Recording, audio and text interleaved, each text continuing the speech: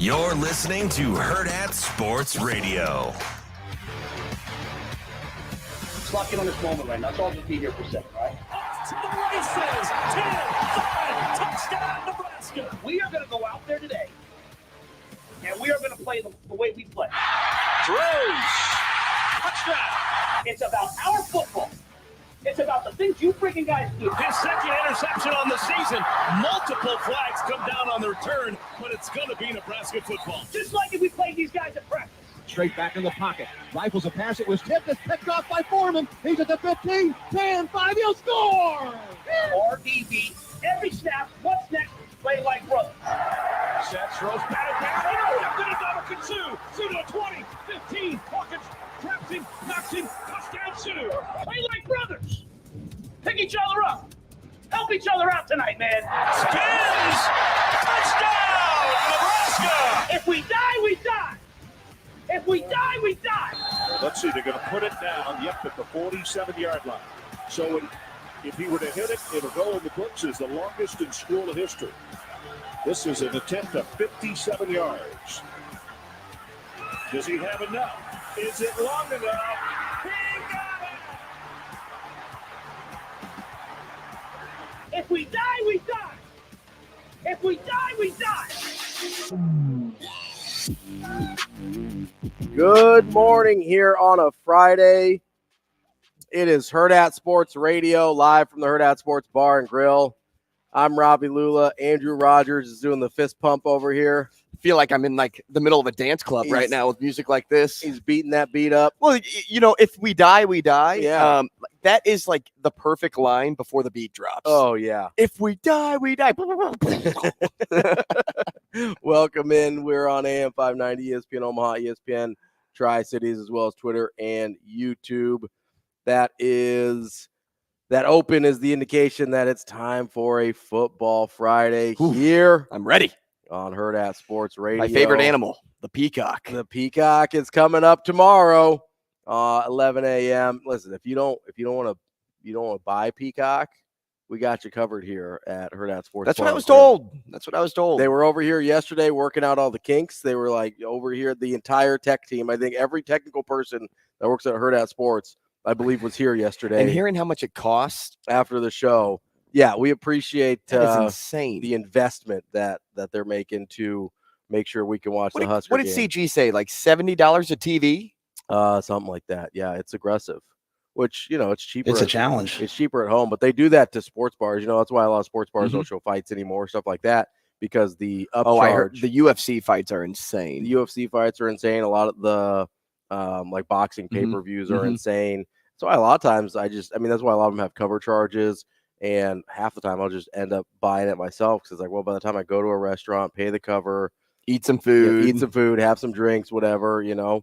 But you don't have to worry about that here at Hurrdat Sports Bar and Grill. We got you covered for the game tomorrow.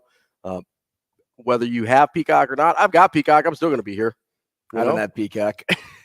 So when they moved the office over, it's like I need access to the office and Parks and Rec pretty much at all times, just as like a comfort blanket. So, it's my little security blanket there. I've actually been going through Brooklyn Nine-Nine recently. I love Brooklyn Nine-Nine. Love that show. It is so funny. It is so my type of humor. It is exactly how I operate through every day. And like that, that's just how super underrated. Stupid humor is my thing. Yeah, super underrated show. Terrific show.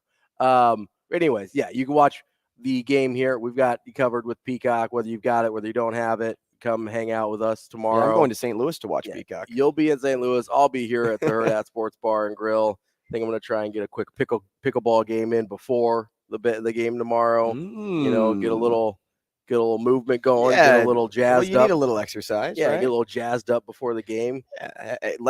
Get the blood flowing. You know, like Coach Rule likes to kind of work out while they're warming up before games. That's me. I'm gonna go play some pickleball. Wouldn't shock me if Coach Rule also plays. He might. Are you going to play with Coach Rule? Like, you can be honest. I mean, no, I do want to play Coach Rule in pickleball. Driving down to Lincoln. I wish. I do want to play Coach Rule. We're actually going to meet halfway in Ashland. And Is that half? It's pretty close. But we got a great show for you here today. Super football heavy, as you could expect here on a Friday. Tons of stuff going on. Obviously, the Husker game tomorrow. You've got the state semifinals in football tonight. We had Thursday night football last night. Obviously, you've got. Hold on 1 second. The Bears. They came away. I gotta put them back in hiding. They're in hibernation. What is that time of year? The rest of the year. You gotta shut it down. I do. So now we do, I should say, because if they didn't beat Carolina, they wouldn't have number 1 still secured. Yeah, because they have Carolina's pick this year. And if they do shut down now, you have a better chance of getting back to 2. Yeah, you gotta get number 1 and number 2. Lock those things down. Listen, gotta at least get top 5 picks, right? Gotta get 2 top 5 picks. You'll be give me 1 and 4. I'd be cool with that. That'd be terrific. Yeah, I mean anything up there would be great. But we've got there's a really good college football slate this weekend.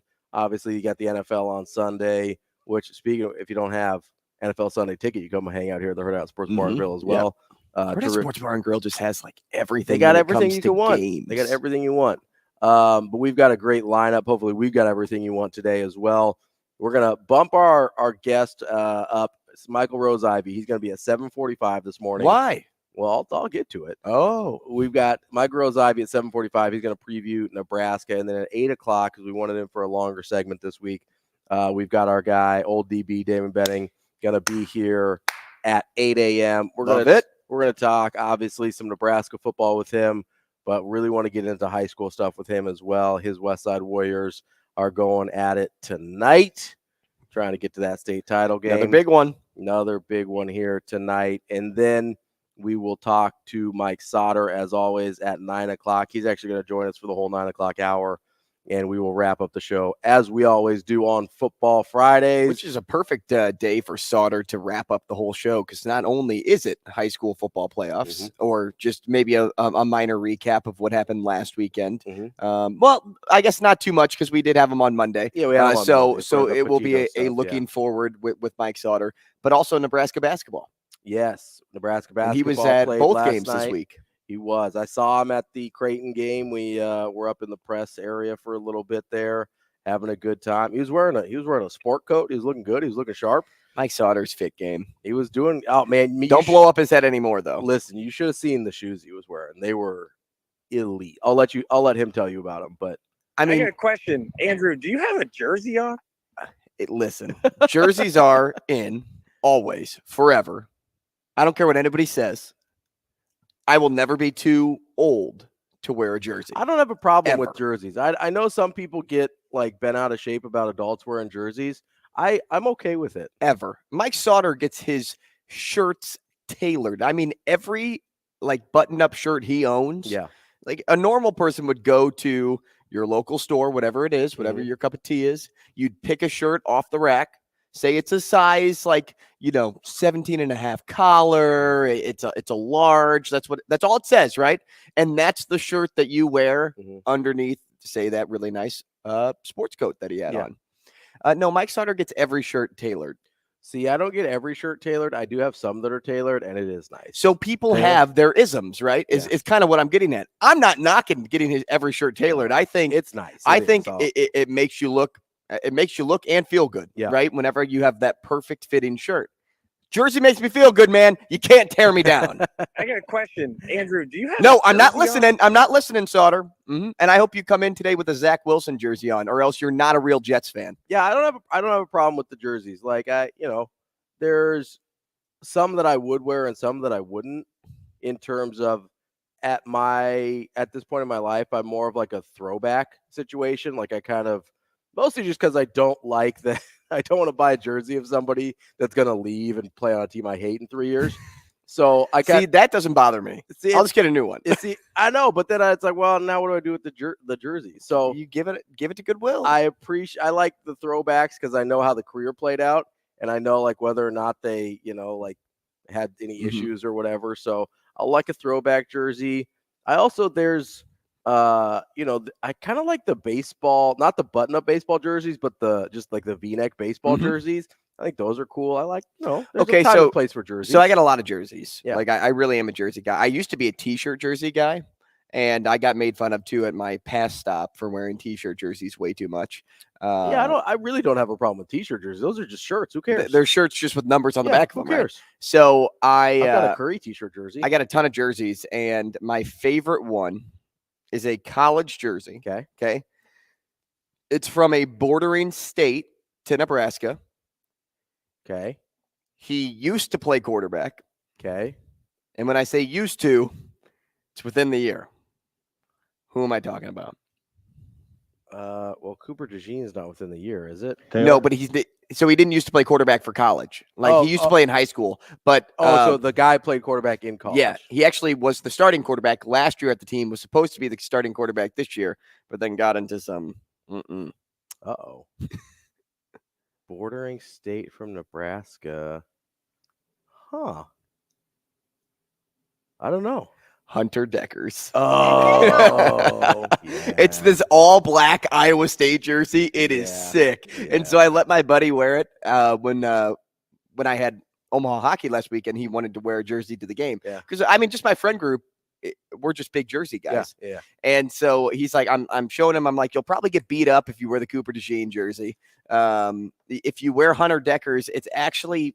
It's pretty funny because, you know, he got caught gambling on his parents' account and now he can't play football, which, speaking of, did you see the NCAA like revise how they will handle certain situations with athletes that bet on other sports, not their team? Other than their own. Now, if I remember correctly, though, I think Iowa State was betting on their own. Like one of those, it was either Iowa or Iowa State bet on their own sport. I don't think the NCAA ruling is going to help out those guys much because they were like in it. And also, some of them are in a little bit of trouble legally because of how they tried to conceal it. So it is going to help some people. I don't know how much it's going to help the Iowa and Iowa State guys because they're in. And this is just in terms of eligibility, right? Because the rule was before you get caught, you're done. Yeah, you're done. You lose all eligibility. Yeah. Now it's you forfeit 1 year of eligibility, which is nice because like the NCAA understands that this was a mistake. Yeah, people make mistakes. I get that. And not only that, you don't want to like you don't want to tank somebody's career. Yeah. The NCAA wants you to be there as much as you want to be there, but you also have to do it the right way. So there is punishment. It's just not it's not the death penalty, right? And essentially that's what it was beforehand. So he's wearing Hunter Deckers, and people were asking him if he was just an Iowa State fan. And I'm like, guys, you guys are missing the point. Look at the back of the jersey. Like this is why this jersey is fantastic. Now, the reason I have it is because I covered him in Iowa. Yeah. So that's really, I buy jerseys of people that I cover. Sure. People you like. My next jersey from good old China is going to be somebody that wears a number in the 30s. Okay. He plays football in this state, and I may or may not have a lot of love for the guy. 30s. Does he play college already? Mm-hmm. College football. I love the guy. Who do you like in the 30s? Tristan Albano. Oh, that was a bunny, man. You just missed a right-handed layup. I forget that kickers exist, if I'm going to be honest. Whoa! I was thinking like, Robbie, we are no longer friends. The wall is up. The show is over. Shane, it's just you and Robbie now. I'm sitting here silent. Thinking like Tommy Hill. I was like, that's a weird one. I don't think you like Tommy Hill that much. Then I was trying to think of like a running back. I was like, I don't think any of the running backs are in the 30s. I was like, well, maybe a linebacker. I was like, maybe he's a big Barrett Liebentritt guy. Which I was coming into the season. I was like, hey, Liebentritt's going to be somebody that really makes an impact on this team. Now, I don't know how much the fullback actually has impacted the way that they banged up. And, offensively, how this team is styled. For sure. But he still is somebody that if I need a blocker in front of me, I'll take Liebentritt all day, every day. I like Liebentritt. That guy's mean. For sure. I did want to, your NFL Bears were in action last night. They were my 16 for my pick'em, and people were like, "Ooh, I don't know." And I felt comfortable the whole time. Even when they were down 10-3, I felt comfortable. I mean, you got a little nervous at the end because you were texting me a little bit. You were like, I want to go to bed. Yeah, I did. I really. Well, yeah, Carolina was driving. They were making it. They were getting a little froggy there in Carolina, but they pulled out the win for your Chicago Bears. I was curious though, because you mentioned the draft picks involved in that game, and that is maybe the most interesting part of that game. Well, it's what they were talking about. The Heisman Yeah. Trophy winner against the Harlan Hill Trophy winner. Yeah, which is. I feel like I just went into my inner Al Michaels. Did you go? Although it sounded more like Kevin Harlan. Yeah, I will say it was a little. It was better than the Kevin Harlan video we watched the other day. That is true. But so who would you rather be right now? And I think I know the answer, but try and remove your your Bears fandom from it. Okay. Would you rather be the Panthers with Bryce Young right now, or the Bears with Justin Fields and the Panthers pick this year? I'd rather be the Bears still. So and I would too. The reason for that is I just think their team is set up better than the Panthers. So what about just the quarterback situation? Just the quarterback situation, I would actually still lean Bryce Young. Okay. And the reason for that is I don't think Bryce Young has a lot of weapons like he did at Bama. Sure. And but that's one of the concerns. And it is. It's a big concern. Yeah. But he's somebody that, and I'm still comfortable saying this, his IQ is off the chart. No, he's incredibly bright. He's so smart. Yeah. I think right now he's in a little bit of a panic because he doesn't have a lot of time. He doesn't have college football time like he did at Bama. Yeah. He also doesn't have the weapons that he used to have. But Bryce Young's a good quarterback. He reminds me of like somebody that, say you were the backup quarterback of your high school team and you got thrown in there, and today's the state semifinals, right? And you go in for the state semifinals and you're like a little tight. Sure. That's just how he reminds me every game he plays because he's not given a lot of time. Now, his throws aren't fantastic either, but are those receivers even getting open? He's just throwing the ball away most of the time just to avoid a sack. Yeah, so, I mean, at 9 games in, you'd like to see it start getting a little better, and I know the Panthers aren't getting any better, so that makes it tricky. I think I'd rather be the Bears in this situation because either Justin Fields pans out, which I think we're starting to lean towards maybe he doesn't, but he's been hurt most of the year, so it's hard to say. Or you're probably going to have 2 of the top 5 picks this year, 2 of the top 6 maybe at worst. It's considered a pretty good quarterback draft. Your chances of getting Caleb Williams or Drake May are pretty high. Well, and that is 100% true, which is why I can't sit here today and say Justin Fields makes me more comfortable than Bryce Young, because the Bears next year may be in the same boat that the Panthers are in this year. And now let me ask you this, though. So if the Panthers had chosen C.J. Stroud and he's having the year he's having, then it's Panthers no-brainer, right? Because you feel like so C.J. Stroud's numbers that he's in Houston translate to Carolina. I mean, let's be honest with C.J. Stroud. He doesn't have a lot of weapons either. That was a totally dysfunctional situation in Houston before D'Amico Ryans and C.J. Stroud comes in. Which, I mean, I think you want to look towards maybe what's wrong with the 49ers right now. The loss of D'Amico Ryans is one of the biggest issues. But I'd take C.J. Stroud, and just because we're seeing that success, I think Houston's offense is set up more for C.J. Stroud to succeed. Look, Tank Dell's a beast. Yeah, he's a really good wide receiver. He was really good in college. He was undervalued coming out of college too. I think 2 years ago when Tank Dell went to Houston, Houston beat Cincinnati in a bowl game. And Sauce Gardner was the corner on Tank Dell the entire game, and Tank dusted him. We talk about Sauce Gardner as one of the best young corners in the league. I mean, one of the best he is for sure. League, just full stop, But Tank Dell dusted him in that game. He went for like 170 and a score. So he's got him, and he's also got Dalton Schultz, who's been really reliable. Now, outside of that, I'm with you. Well, Nico Collins is a good wide receiver, too. I don't think he gets enough credit as a wide receiver 1. Houston has weapons, but, Bryce Young is Adam Thielen. He just doesn't have a Dalton Schultz. He also doesn't have a Tank Dell. And that running back situation is what's happening in Carolina. Are you really leaning Chuba Hubbard over Miles Sanders? Miles Sanders went for 2 rushes for -5 last night. At least that was through 3.5 quarters of football. I don't know if he got a late touch. But last year you would have said, hey, Miles Sanders, that's a nice pickup for Carolina. You would have said, I did. There's a lot of – even with the injuries. And so, I mean, I understand that, like, Tank Dell was really productive in college and that, he was probably underrated. But, like, Noah Brown's been going off. It's like who's that guy? Like, that's just a guy. Right. And so I do think C.J. Stroud's probably got a little bit more help than Bryce Young. But my point is, it's not like he walked into a situation with like Joe Burrow and Jamar Chase, right? He doesn't have Justin Jefferson the way Kirk Cousins does. Like he doesn't have any of those guys either. You know, Bryce Young's in a spot where he could easily fizzle out over succeed. Yes. And we've seen quarterbacks do that. Yeah.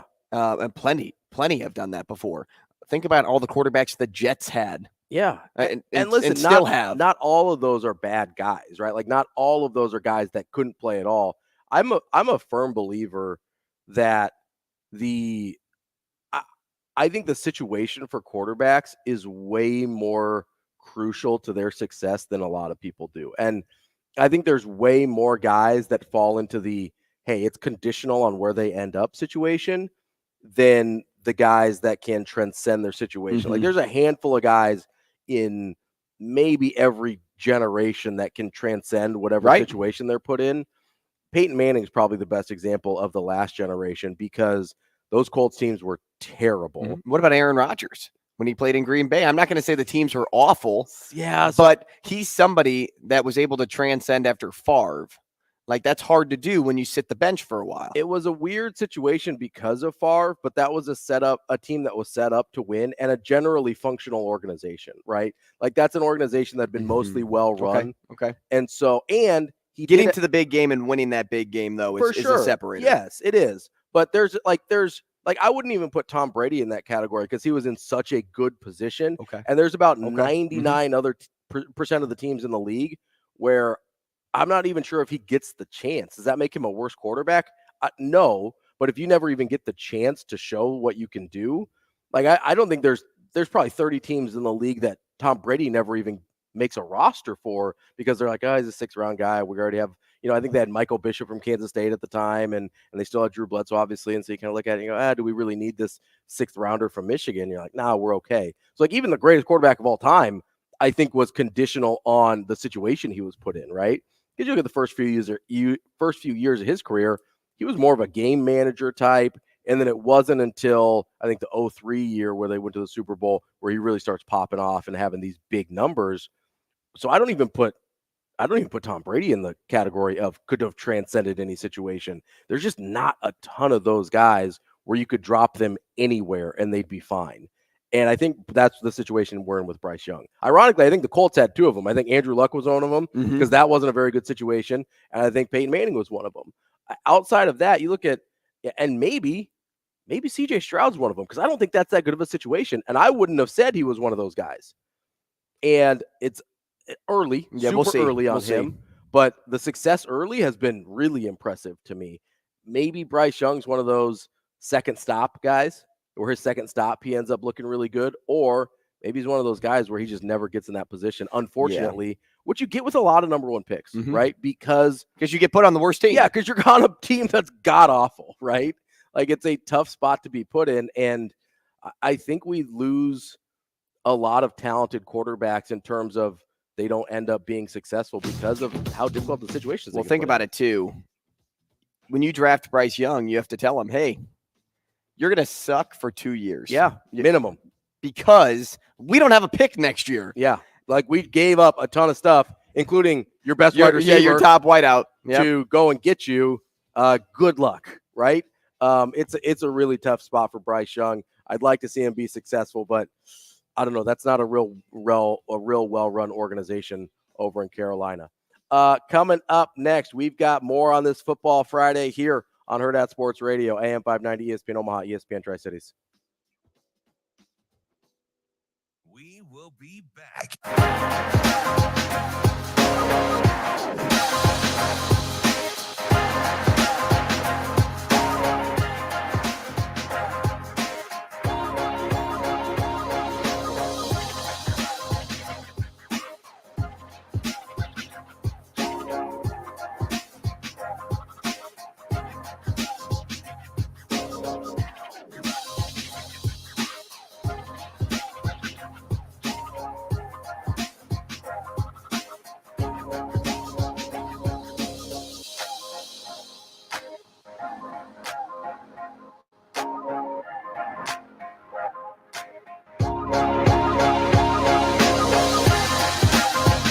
We will be back.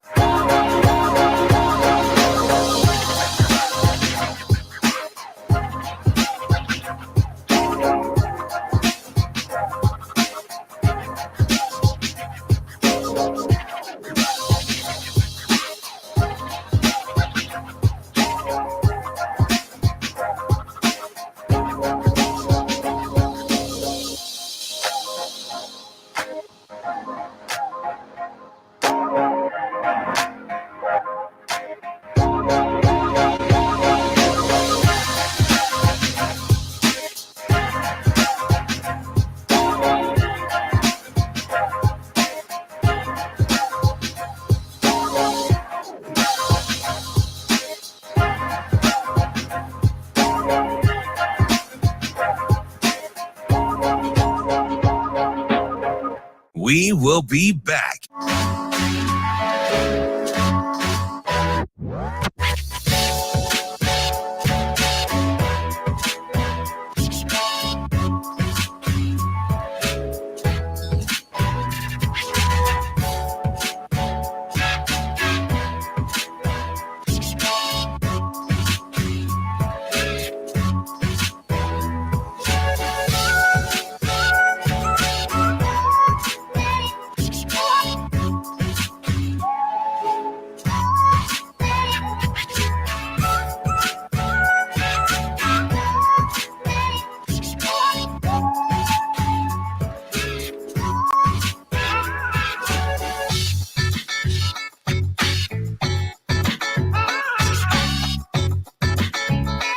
We will be back.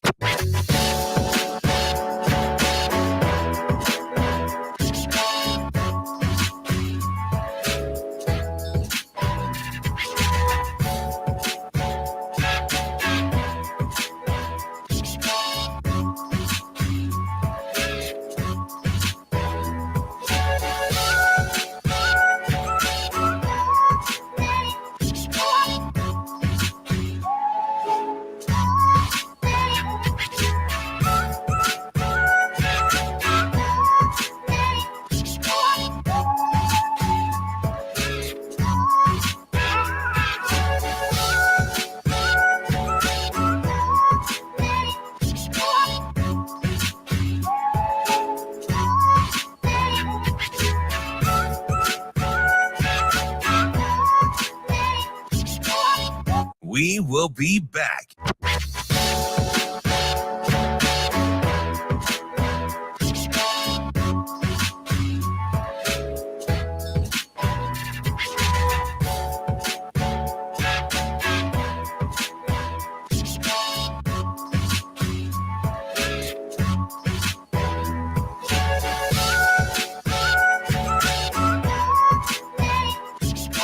We will be back.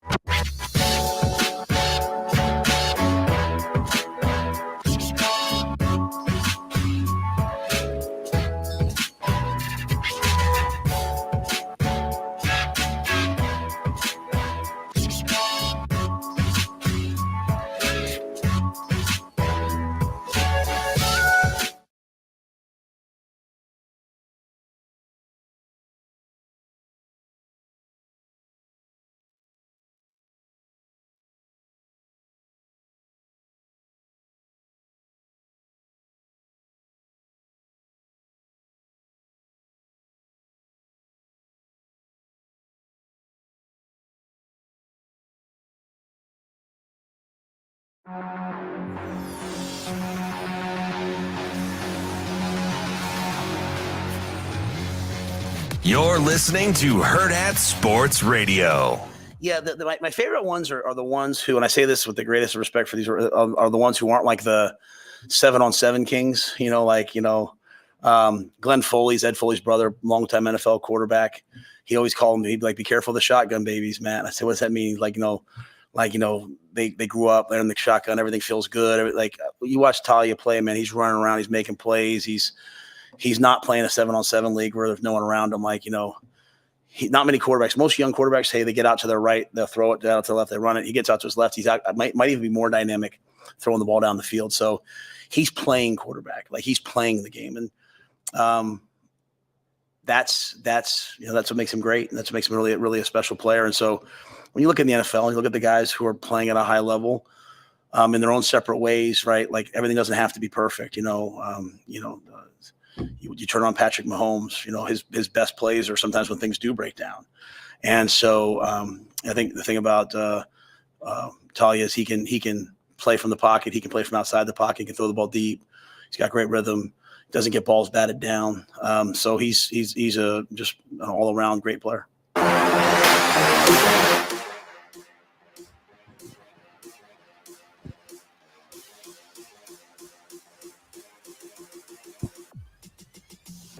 Welcome back. Hurrdat Sports Radio here on AM 590 ESPN Omaha, ESPN Tri-Cities. I'm Ravi Lulla. Andrew Rogers here with me. Hey there. A really interesting comment from Matt Rule there for a couple reasons. First of all, he was talking about Maryland's quarterback, not anybody associated with Nebraska's program, but it was interesting because you see a lot of, I thought the shotgun babies comment was funny, but the first thing I thought of was the air raid offenses, right? Mm-hmm. Where you get the ball out super fast. You're really not even, it's kind of a 1 or 2 read situation. You are really not even giving the defense an opportunity to get any kind of pressure on you. I mean, with as quick as some of those passes get out, there's really no, it's just not even physically possible to get to the quarterback, even if you beat your guy straight up off the line there. And, you think of some of the guys that have been successful in those systems and then they go struggle in the NFL. So that was the first thing I thought of. The second thing I thought of was the 7-on-7 comment where he says, don't really like the 7-on-7 Kings. And that's particularly interesting because some people would make the argument that the only quarterback in Nebraska's class this year has made most of his name on 7-on-7. And I think that's a fair argument. Like Danny Kaelin, and I'm not saying this means he will or won't be successful, right? Because you've seen guys that are really great in 7-on-7 that end up being successful. You see guys that are really great in 7-on-7 that don't end up being successful. And so this isn't to say anything about his future prospects at Nebraska. But it is interesting that the only guy that they have in this class I don't think anyone can deny, struggled this year at Bellevue West. He I don't think had any of us.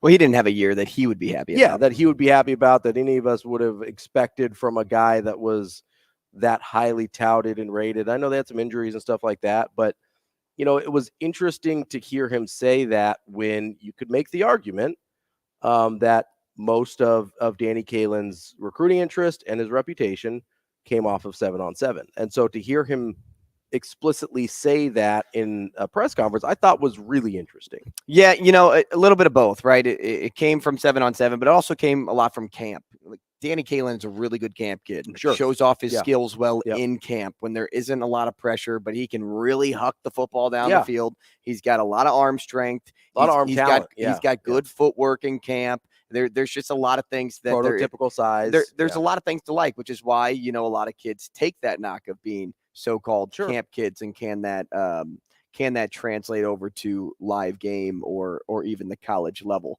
But you're right. When I first heard that comment, the first thing I thought of was, seems kind of ironic. It does, yeah. Because Danny Kaelin is a 7-on-7 king. Yeah. Why is he a 7-on-7 king? Well, for everything I just kind of said. Like, he excels in camp for the same reason. There is no pressure that comes at him. We watched him at Bell West this year, and look, Bell West had some really good games. They had some that they struggled, and their line wasn't perfect.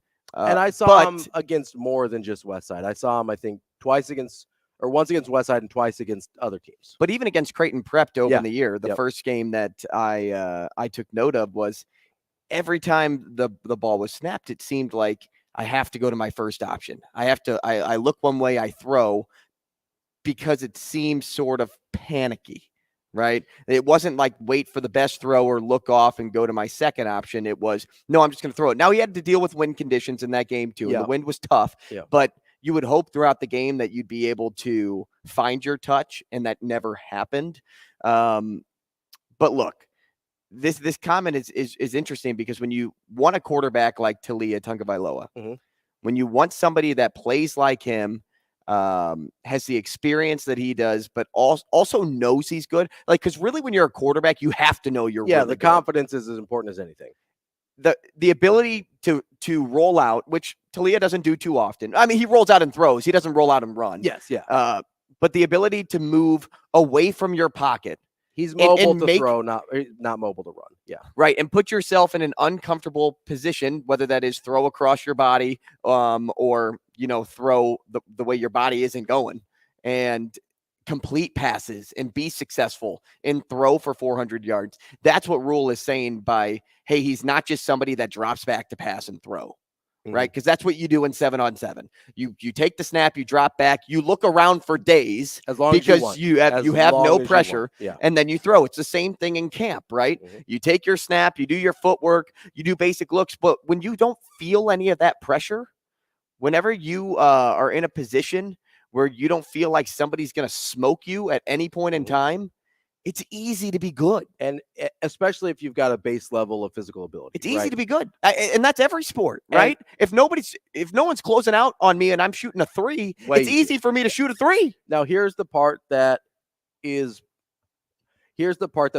probably needs to be noted as well is Talia Tagovailoa, who Coach Rule was praising in that clip, I'm guessing was a really good camp kid also. He was a 4-star. He had a lot of SEC offers. I'm guessing he was really good at 7-on-7. I'm guessing he was really good in camps. He was an All-American coming out of high school. This is a guy that was probably also good at all of those things, right? The place where you get a little bit tricky is real football generally translates at the skill positions to being good on 7-on-7. It doesn't always go the other way, where being really good at 7-on-7 translates to real football. And that's what we don't know, right? There's certain guys where you just don't know what they end up looking like in real football at the college level until you get there. And so that's why, I don't want people to take this as us crapping on Danny Kaelin, because that's not what we're doing here. It's just, we're just presenting the facts of what we know today. Yeah, what we know is he didn't have the best year at Bell West, and we know he got his big offers from all schools, even Mizzou. But when he first committed to Mizzou, based on previous film and how successful he was as a junior, because he did a really nice job of lighting up the stats, but a lot of camp, and a lot of camp, and a lot of 7-on-7. And look, Bell West they win 7-on-7 a lot. Yeah, like there's a reason for that. And here's the thing about Kaelin as well is he started getting offers before he had started a varsity game at Bellevue West. I believe it was either before or after his sophomore years. He started getting offers really early. I think Florida State was one of the first ones. And those were based solely on camps at 7-on-7 because he hadn't really played varsity high school football yet. And so, again, is that to say that he won't be successful? Not at all. What it is to say is when Coach Rule makes a comment like that, it's really interesting to hear the types of quarterbacks he wants versus the type of quarterback they recruited. Yeah, just in my head went straight to him. And maybe it's unfair, but it's just because it's a little bit of recency that directed me that way. But Danny Kaelin has a lot of growth that needs to be had or done, right? There's a lot that he needs to improve upon before stepping foot at the next level. And the main one, I think, is getting comfortable in vulnerable situations. Yeah, absolutely. And for some guys, that's learnable. And for some guys, that's kind of an innate quality that they have. And it's really, again, that's one of those things where it's really hard to figure out until you see them against live action. That's Coach Rule, I think before one of the game broadcasts, told a DB that, sometimes, and this was in reference to Heinrich Harburg, he's like, sometimes you have no idea what you have with a guy until you throw him out there. And that's true. Quarterback is one of the strangest positions in that way. And to be fair, that's part of the reason I kind of want to see Chuba. Because the situations he's been in, I don't think the Mark Whipple, whatever situation last year was advantageous for anybody by the time that he played. I don't think his situation, I think he was under either early Mike Norvell where they were struggling, or I think it was early Mike Norvell when they were struggling. That wasn't a great situation at Florida State. I'd kind of like to see him. That's part of the reason, because a lot of times you don't know what you have until you toss him out there. Coming up next, we're going to start talking Nebraska football with Michael Rose-Ivey here on Hurrdat Sports Radio. We will be back.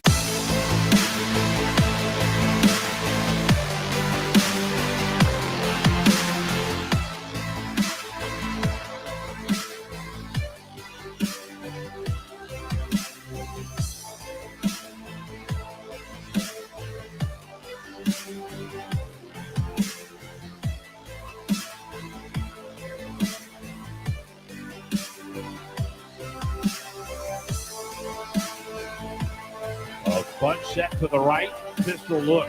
Emmett Johnson in the back, return. Heinrich keeping himself off the left edge. He goes in. Touchdown, Nebraska. Same play. Heinrich keeps it, scores.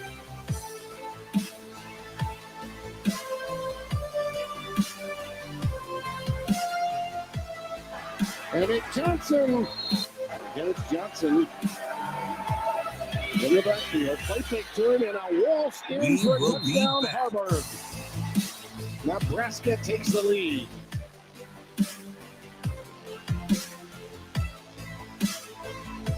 Johnson. Emmett Johnson. Touchdown. Touchdown. In the backfield, play fake turn, and a wall spin for a touchdown, Harburg. Nebraska takes the lead.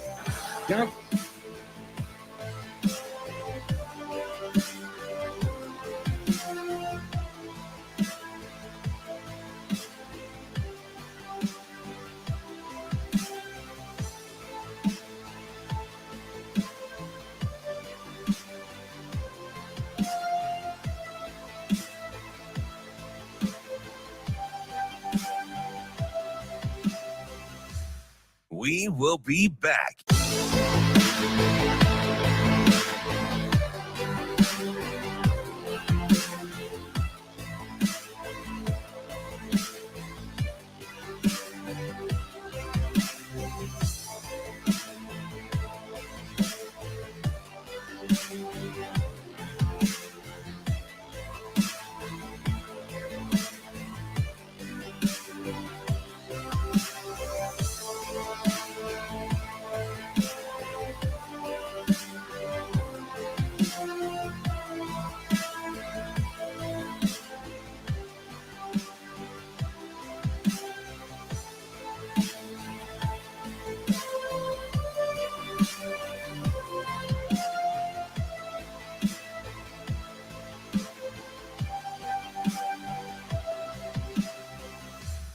We will be back.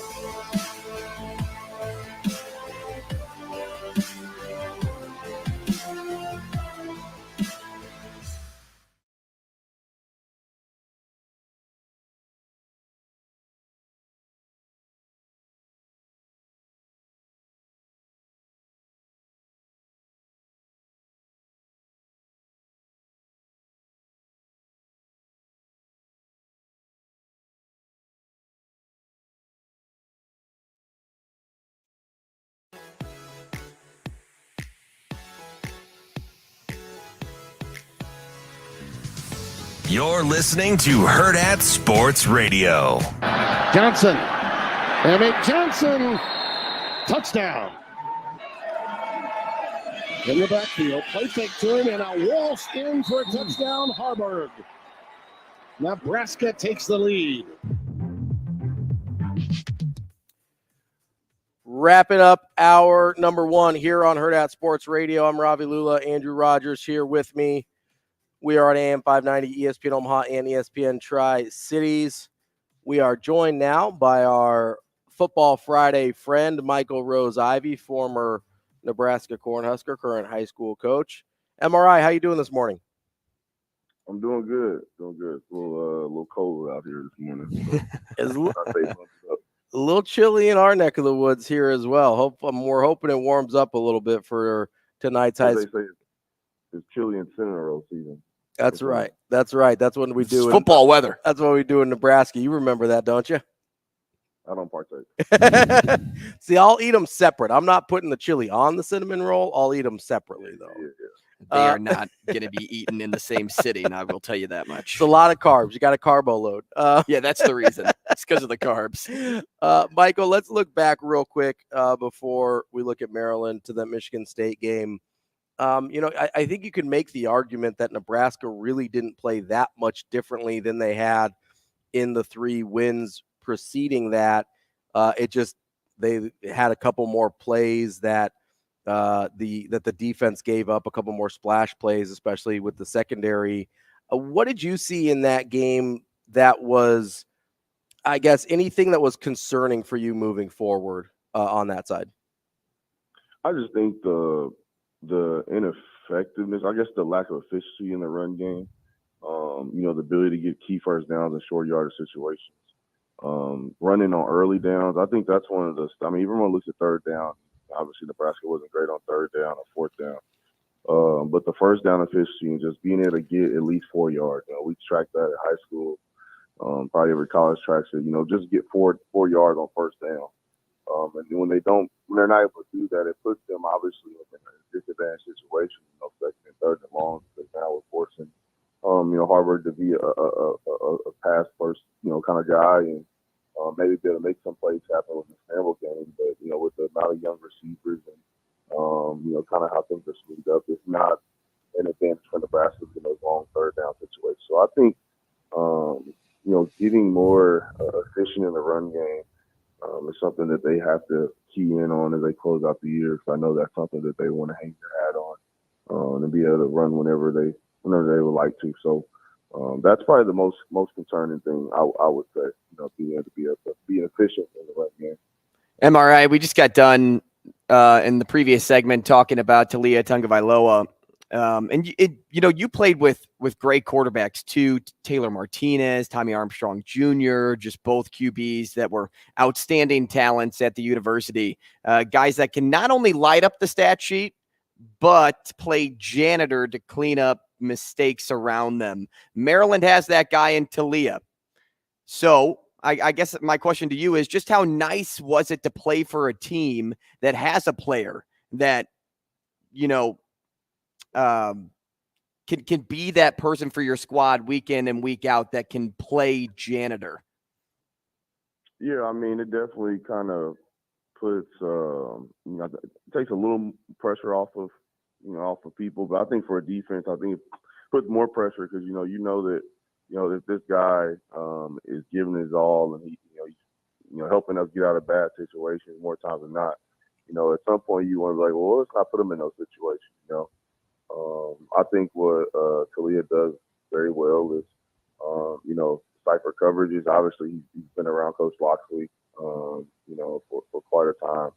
And, that's an NFL RPO style offense. So I think his poise and just having quarterbacks to have that poise, and you look at them after maybe a bad drive by the defense or an unfortunate drive, maybe even for the offense, that, hey, they're, going back to the guys, hey, we got this. We know what it is. Hey, that's on me. What needs to be said, but more so the action that goes after coming on the sideline, and stepping up to those moments. So I think that's the joy of having those type of guys that are leading the team, especially as quarterback. Michael, you mentioned putting guys in places to be successful. I'm curious, as you watch Heinrich Haarberg, and obviously he struggled throwing the ball last week and has struggled at times throughout the season in the passing game. Have you seen anything that you think he looks really comfortable doing in the passing game that you'd like to see Nebraska do a little bit more?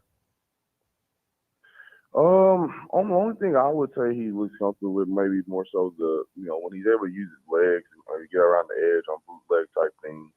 When he's able to kind of get outside of being in the, just straight up in the pocket, you can obviously see some moments where he's still, a little bit happy feet, with maybe not even the strongest of pressure, especially in the A-gap when he's looking for kind of ways out or eyes are getting off his progression, kind of trying to find his check down a little too early. I think getting them off his platform and trying to get them moving in the pocket. But doing those type of things, rolling out, you don't want to just roll out and sprint out, the whole game because your cousin has the field down. So you're going to have to be able to run the football to get those eyes going other places on the defense side of the ball. What would you like to see a lot more, being able to make those throws across the middle at a consistent rate and, being able to put it on those guys at the 10 to 15-yard mark.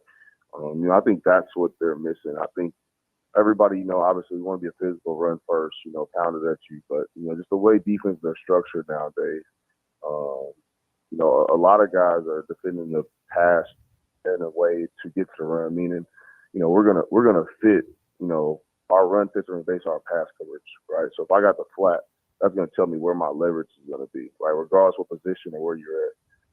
So I think with that structure and with that mindset, being able to complete those intermediate passes would definitely help open up their run game and help them be a little bit more explosive and take a little pressure off, obviously, a injured and hurt O-line.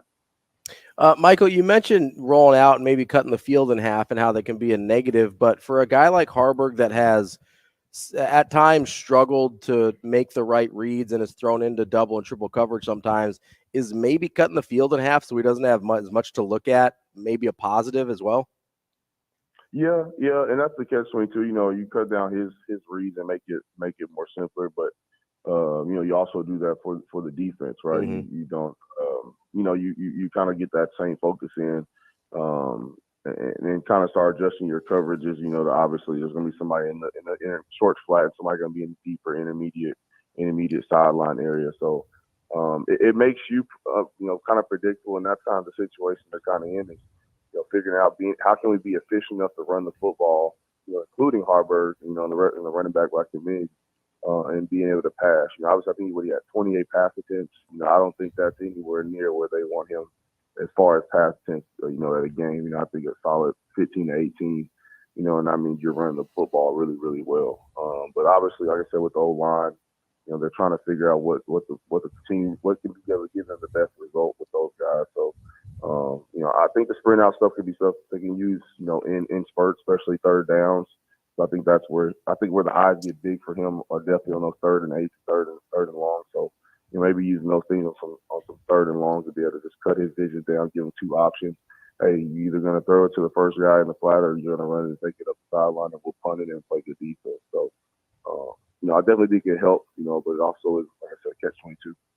Michael, Maryland, not a typically good November team. Plus, they've lost 4 in a row. Nebraska needs to become a good November team here so they can at least get one more to get bowl eligible. How do you think that plays into Nebraska's favor, though, this weekend of Maryland not being typically a good November team? I mean, I think coming off of the Michigan State game, they were on a 6-game losing streak, I believe, and I felt like a lot of Husker fans were very confident about this game. And I said it last week. I knew Michigan State, they had played a tough schedule. They've been gone through a lot. Senior night, all that stuff, that kind of goes into it. So I think Nebraska can't be overlooking anything about Maryland. I think they're both in the same spot. This is Maryland's last kind of opportunity possibly for them to get bowl eligible, just looking at their schedule and the teams they play. For Nebraska, I mean, just being honest with what we've seen, the product of the season and Wisconsin and Iowa, those aren't going to be 2 easy games for them. So I think both teams are going to be hungry. Both teams are going to want this game because they understand the context of their season. So it's going to be another tough battle. I mean, it's going to be very, very interesting coming off of the Michigan State game, the way the receivers made plays against Nebraska's defense, how they're going to be able to adjust their coverage and alter their matchup. With Maryland, like I said, I mean, this is a very much a NFL RPO style offense, and they're gonna take advantage of those spots and find where you're rotating and put guys in them, and still try to run the ball decently. But if it gets to be in a game where they want to throw for 40 passes, they feel comfortable doing that. So I think that's going to be the interesting thing to see this weekend. Michael, just over a minute left here. What are a couple keys for you if Nebraska is going to come away with a victory and bowl eligibility? Offensive line, control and tackle for losses. That was one thing just looking at the box score from the Michigan State game, as well as Nebraska had played, against the run and things like that. I mean, Michigan State had about 12 to 15, I think, tackles for losses.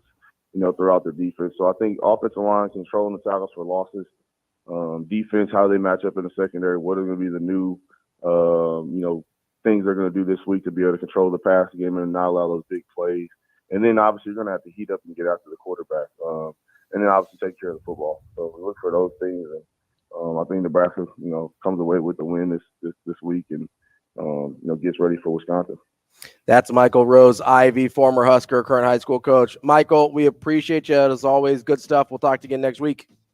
No problem. Appreciate you guys. Go Big Red. Thanks, MRI. That's right. Go Big Red. That's Michael Rose-Ivey on the Warhorse Sportsbook hotline. Reminder, you can go out to the Warhorse Sportsbook both in Omaha and I went to Lincoln. Omaha yesterday. How the was Omaha that? location. It was unique because the road to get there was like a long stretch of road, and you feel like you're going the wrong way. Yeah. Because you're driving through the racetrack, Yeah, right? yeah. And then you go over the track, but the signage there is great. It's really easy to find, and then the trailer's super easy to access those kiosks too. 6303 Q Street at Horseman's Park.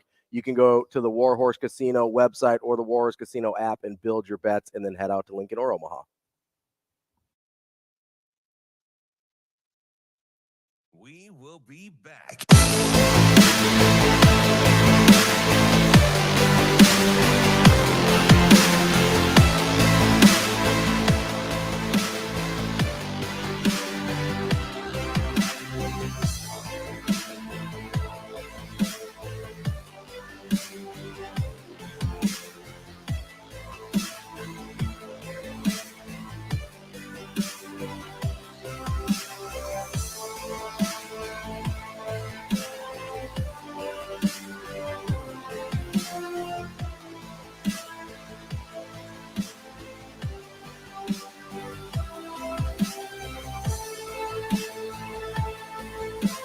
Sports Radio. Bunt set to the right. Pistol look. And the shot to the Sports Radio. bunt set to the right.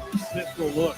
Emmett Johnson the back. Return. We will Heinrich be keeps back. himself off the left edge. He goes in. Touchdown, Nebraska. Same play. Heinrich keeps it. Scored.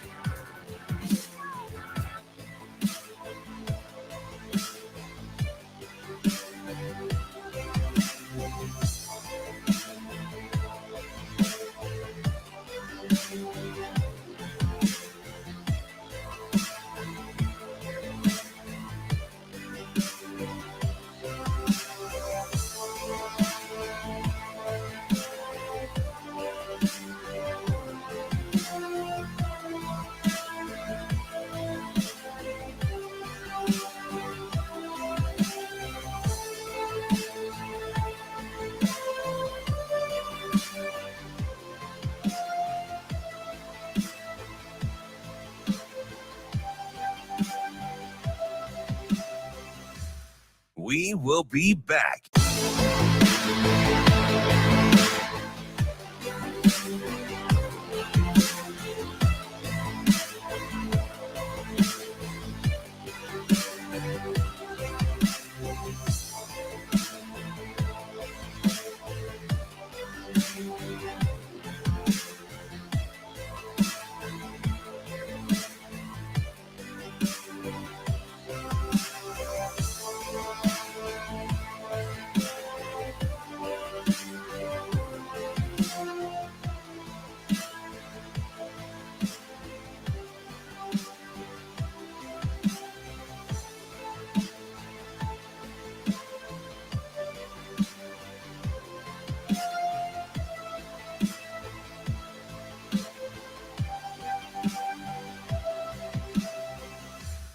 We will be back.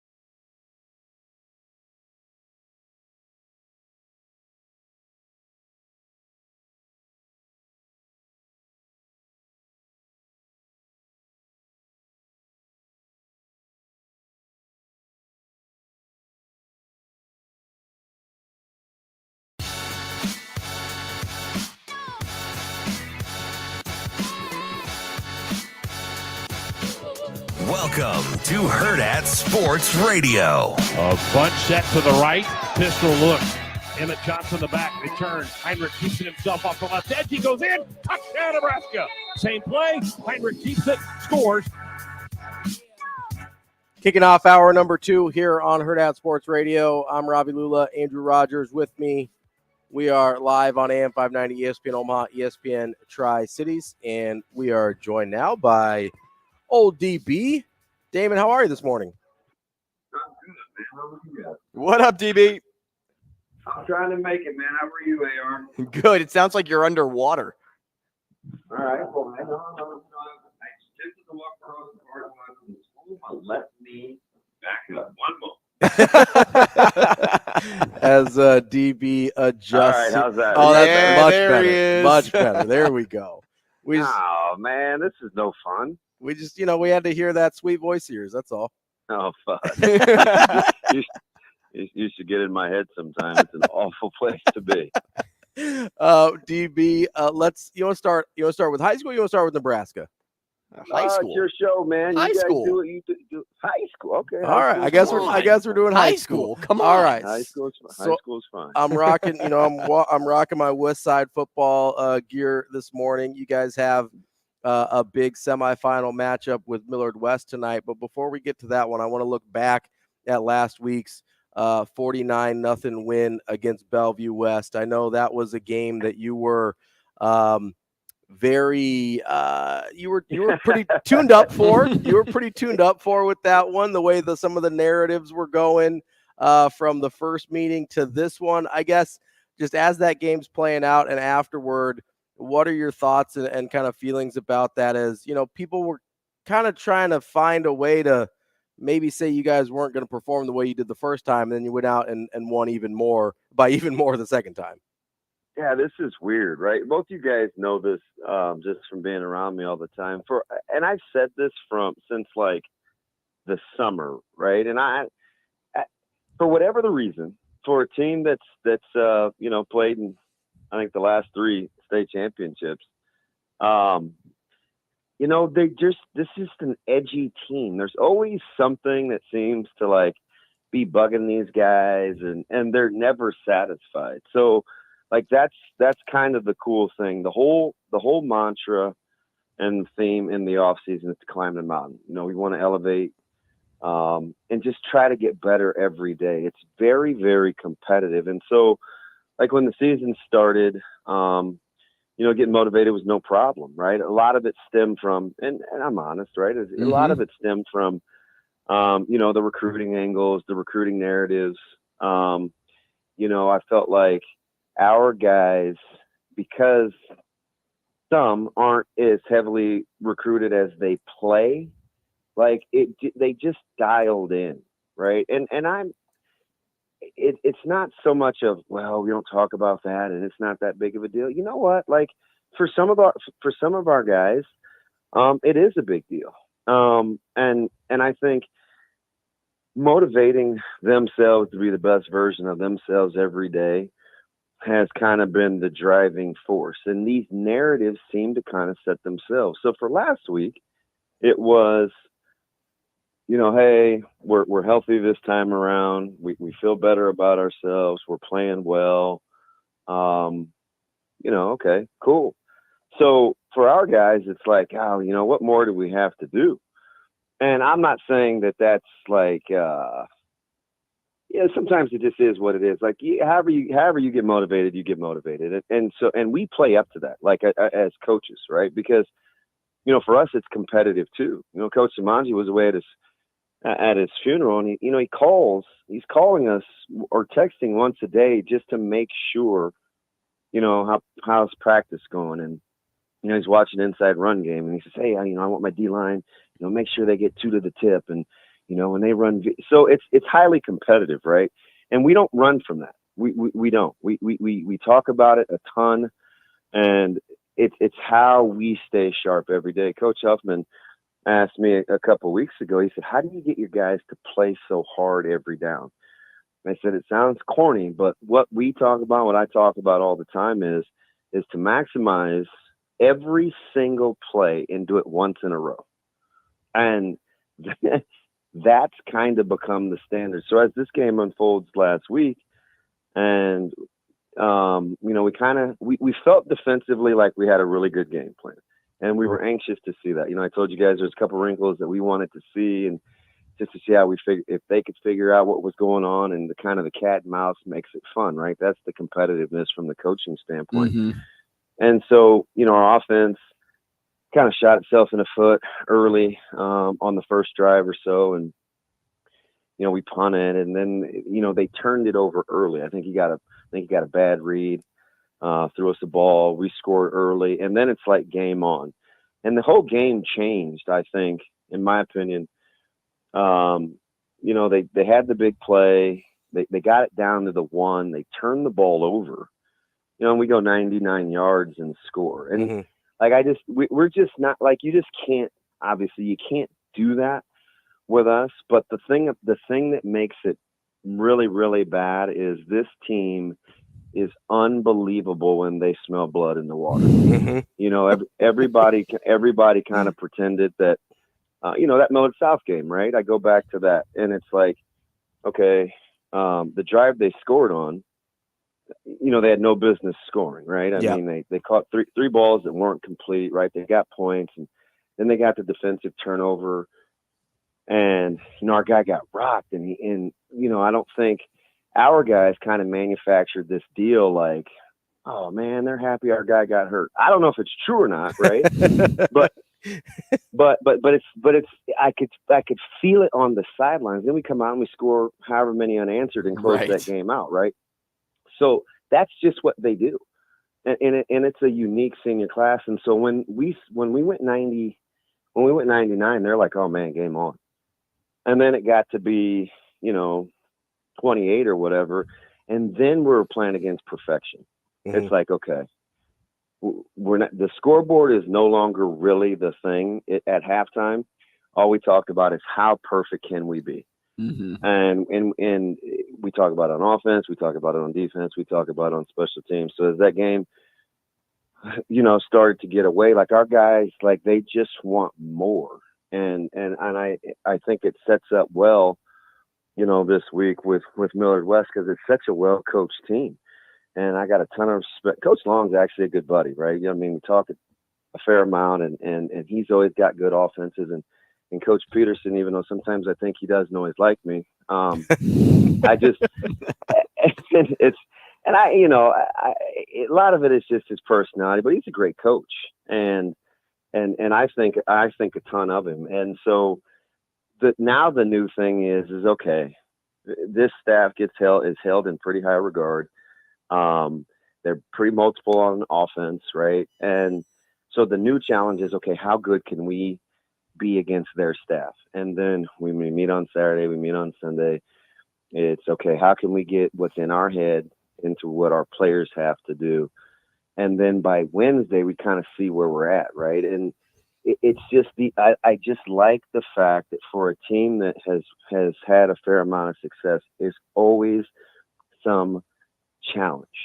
And this week it's matching wits against a staff that we think is really, really good. They have some really good players.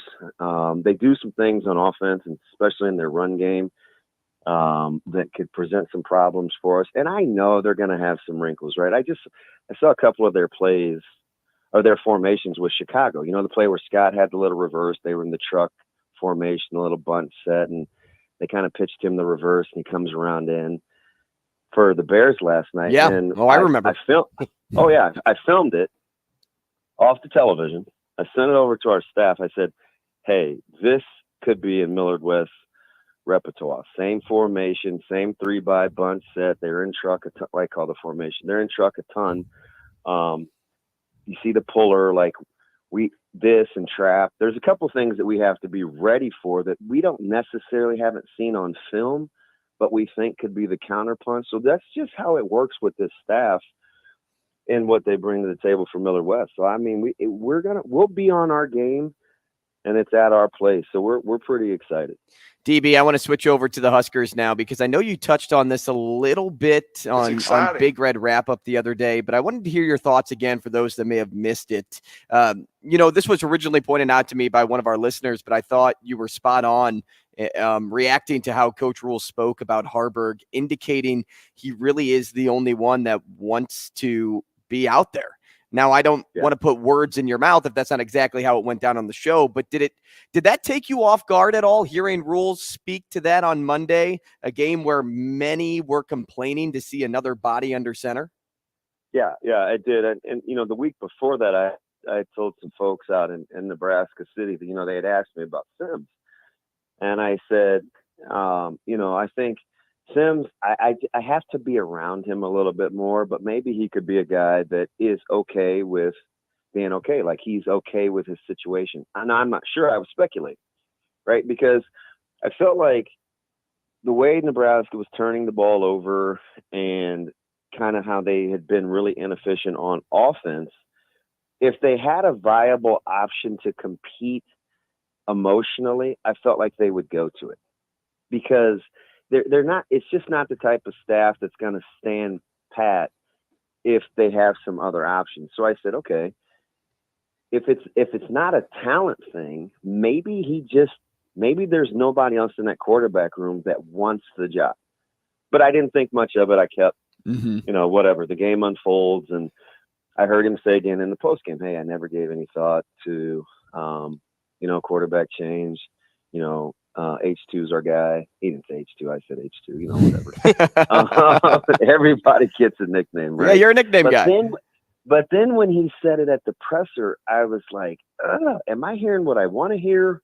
Or is he trying to tell me a story? Not me. Is he trying to tell us a story about what it means to actually want the job and embrace the challenge of being a quarterback? And I kind of took it as the latter, that Harburg is the guy that is maybe not chomping at the bit, but has the moxie and kind of the intangibles to work himself through what this offense is going through.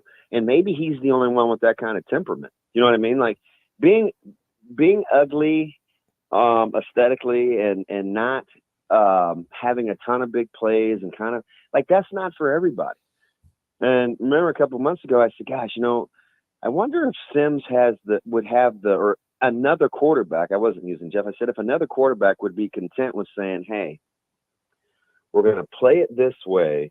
Don't take a ton of chances. Let's just do this. Are you cool with that? Like that's not for everybody, right? Like you got to have a guy or a gal that's going to say, hey, coach, whatever it takes to win.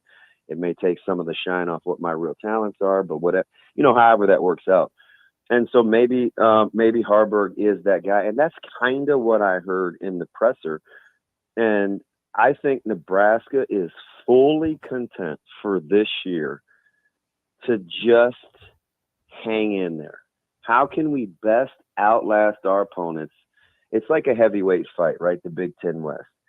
And you got to train in such a way where time doesn't matter. If it needs to go 4 quarters, it's got to go 4 quarters. If it's got to go to overtime, it's going to overtime. We don't care how it looks.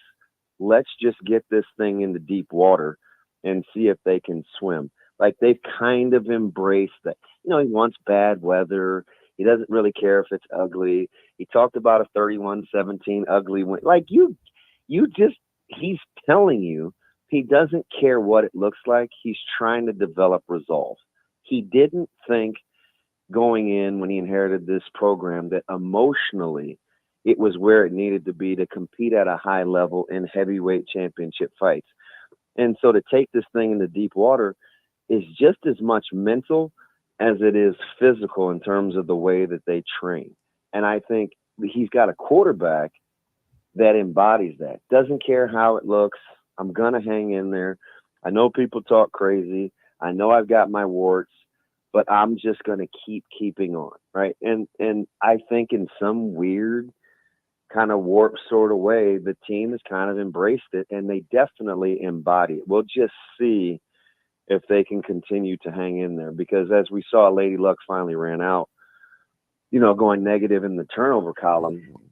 and being able to win, right? East Lansing, the guys in East Lansing got him. So this one's going to be interesting, but I do think that short of Harburg getting hurt, I just think he's the guy. DB, he's the quarterback in Nebraska. Couple of follow-up questions on that whole situation from what you said there.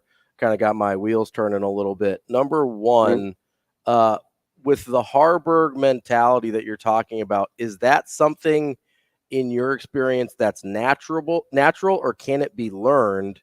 And number two, is there a tipping point where the excessive turnovers begin to outweigh the benefit of that mentality? Absolutely. So the second question is easier, right? Like, yeah, there's definitely a breaking point where I don't care how much you want to try to will us to win. If we keep turning the ball over, it doesn't really matter. It's like the Tim Tebow thing, right? Like in the NFL, at least, right? Yeah. But hear me out here. How crazy is this? For as poor as that offense played, and it wasn't good, for 80% of that game. Just imagine if they do three things differently. If Tommy Hill has his eyes in the right place on the halfback pass, a guy doesn't get inside inexplicably on a slant to score an easy touchdown, right? Or you get a call reversal on a touchdown, or you get a pass interference call, or you punt the ball better, you have a chance to win the game. So they aren't. So what Coach Rula and this staff is saying, for all the warts we have at the quarterback spot, if we can get everybody else to just do their job, we'll have a chance to win every game. That's what he's telling you. So for the one singular thing that we like to harp on, if the other guys just do what they're capable of doing, this team can still win football games. So the emotional stimuli that Harburg and his mentality bring to the table isn't offset enough yet. Because as bad as that offense was, if he gets by with a little help from his friends, let's just say Buschini is his normal self, that game could be different. Right. So they're not at that breaking point yet, but yeah, there definitely is one, and you'll see it more against more talented high-end level competition. But for this year, I don't think you're going to see it in these remaining three games. So I think that's why they're going to ride this out. Now, the first part, is it in you or is it learned?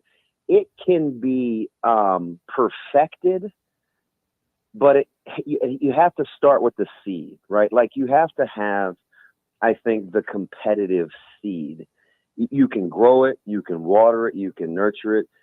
But for the most part, in my experience,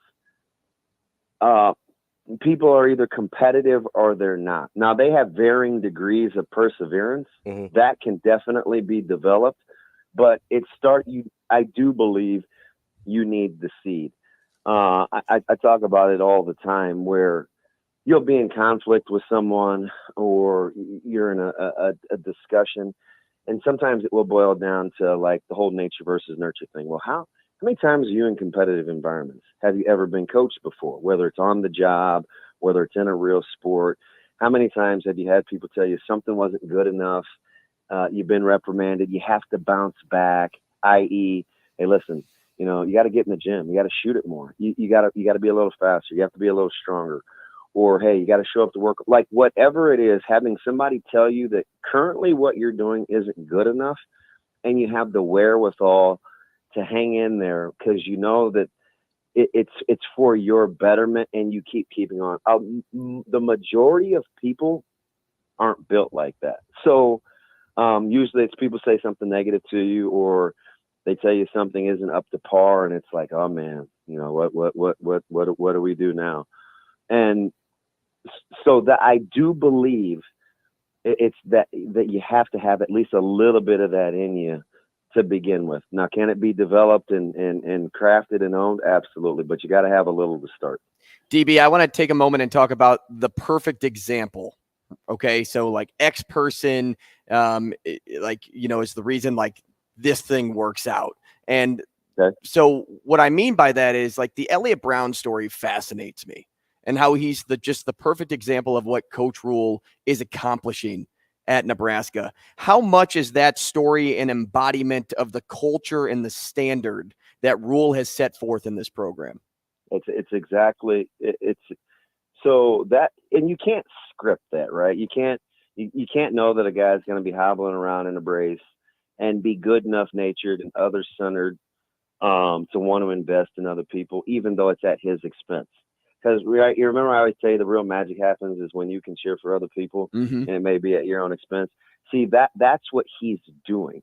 So when Coach Rule and this staff is talking about, hey, if you're our nutritionist, you want to be the best one in the country. If you're our quality control person that handles truck loading and weight distribution, hey, be the best at that. Like, everybody, if they maximize in their role, we got a chance. And sometimes not everybody can be a leader.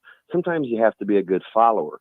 So when all those components are operating at a high level, you give yourself a chance culturally to endure, right? So for a guy like Elliott Brown, who's extremely smart, and he was in the thick of things. I was watching him early in the spring with punt returns, and he was always working with the top units at wide receiver. And I was like, golly, and I said, and I obviously I know the family really well, and I would just mess with him, right? I said, yeah, your staying power is something else. I said, just your perseverance.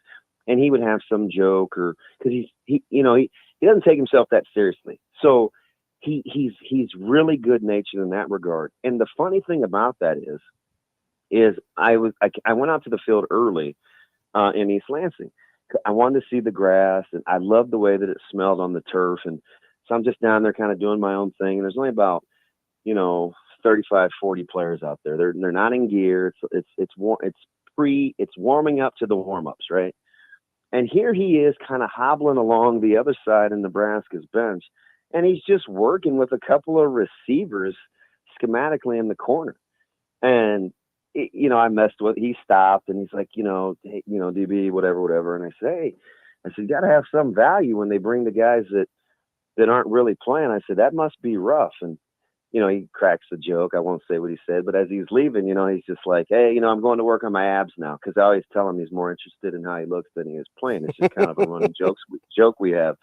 But he's a perfect testament to what we're talking about, because see, having guys like that on the sidelines, it allows Coach McGuire to fluctuate and go upstairs in the booth, right? And having those eyes in the booth next to Coach Satterfield, when they see like 15 guys running wide open on every other pass play, like that helps that you can call down and say, hey, listen, tell player, in this case, Elliott, this is what we're seeing, convey this to the guys. And those guys are all in because you have another player coach on the field. Like, that's how it's supposed to work. Everybody do your 1 of 11.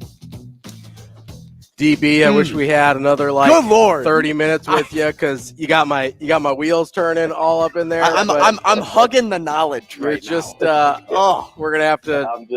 I'm just talking. I mean, you're probably about to get like 30 Just text keep messages talking, in a row please. from me. So, I got you. DB, we appreciate you as always. We'll talk to you again soon. Okay.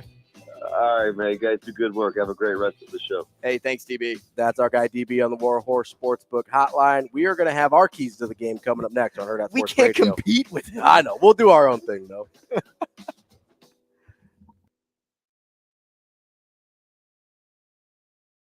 We will be back.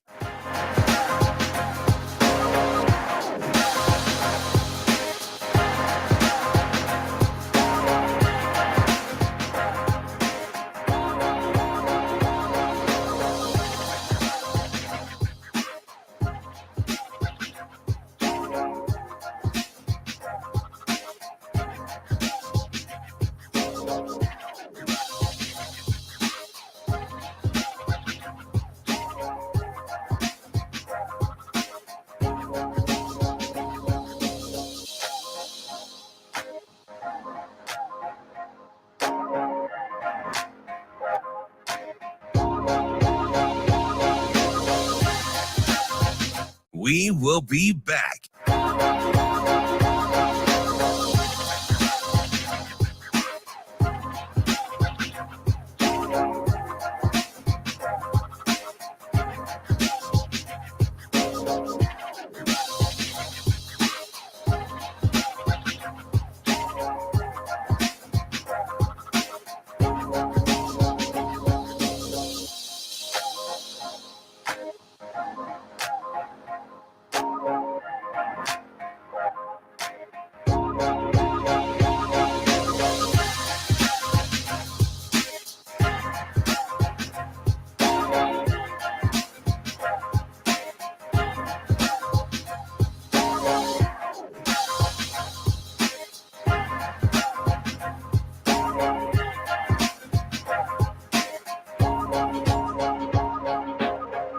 We will be back.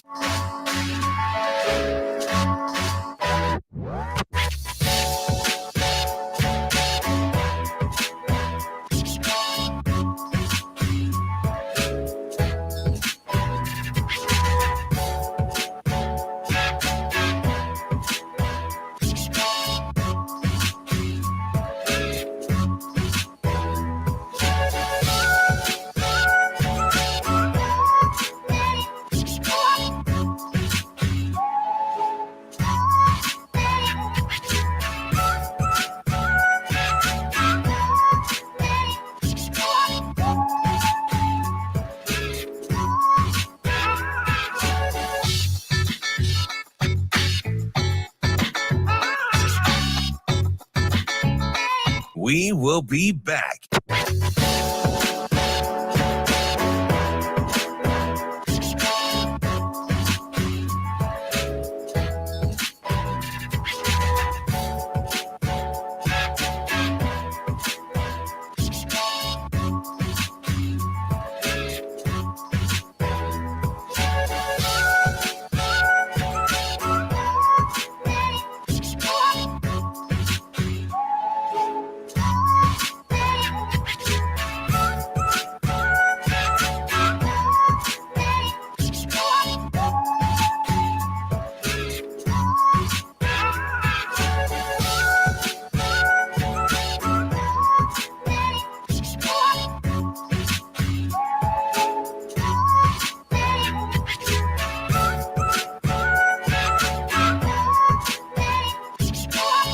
We will be back.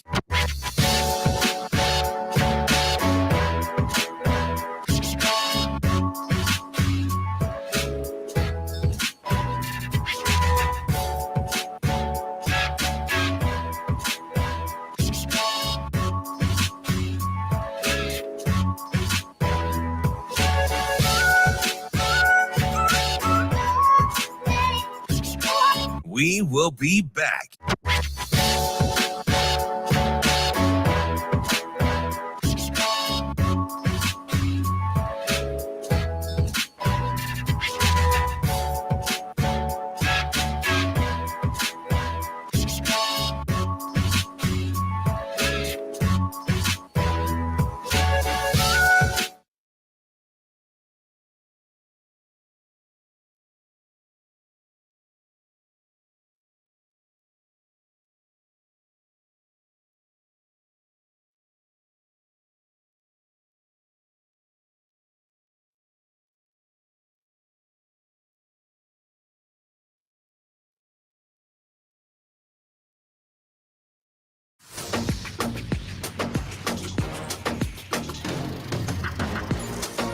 You're listening to Hurrdat Sports Radio.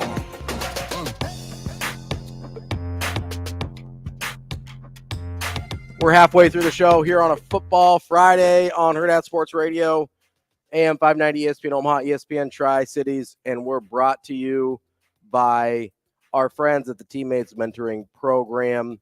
1 in 3 young people will grow up without a mentor, and that is a problem that Dr. Tom and Nancy Osborne sought to fix in 1991 when they founded the Teammates Mentoring Program. It is their mission to positively impact the world by inspiring students to reach their full potential through mentoring. Mentors and mentees meet in school during the day for about 30 minutes once a week to chat, play games, do whatever. And it has been a big help, not only to the kids, the mentees, but many mentors say that they leave their mentoring time in a better place than when they arrived. Go to teammates.org for more information and to become a mentor today. Wanted to get to our keys to the game. We got a lot of really good stuff from DB there, but there were some more specific things. We talked a lot about kind of big picture stuff, and which I love doing, but there were some things specific to this Maryland game that I wanted to get to.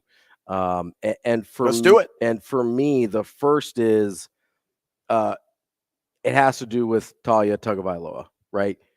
You can't let him get comfortable. He needs to not be able to spend 5, 6, 7 seconds trying to find a receiver, because then you're putting your secondary in a position to fail. It's really hard for any secondary, regardless of how good they are, to cover for that long.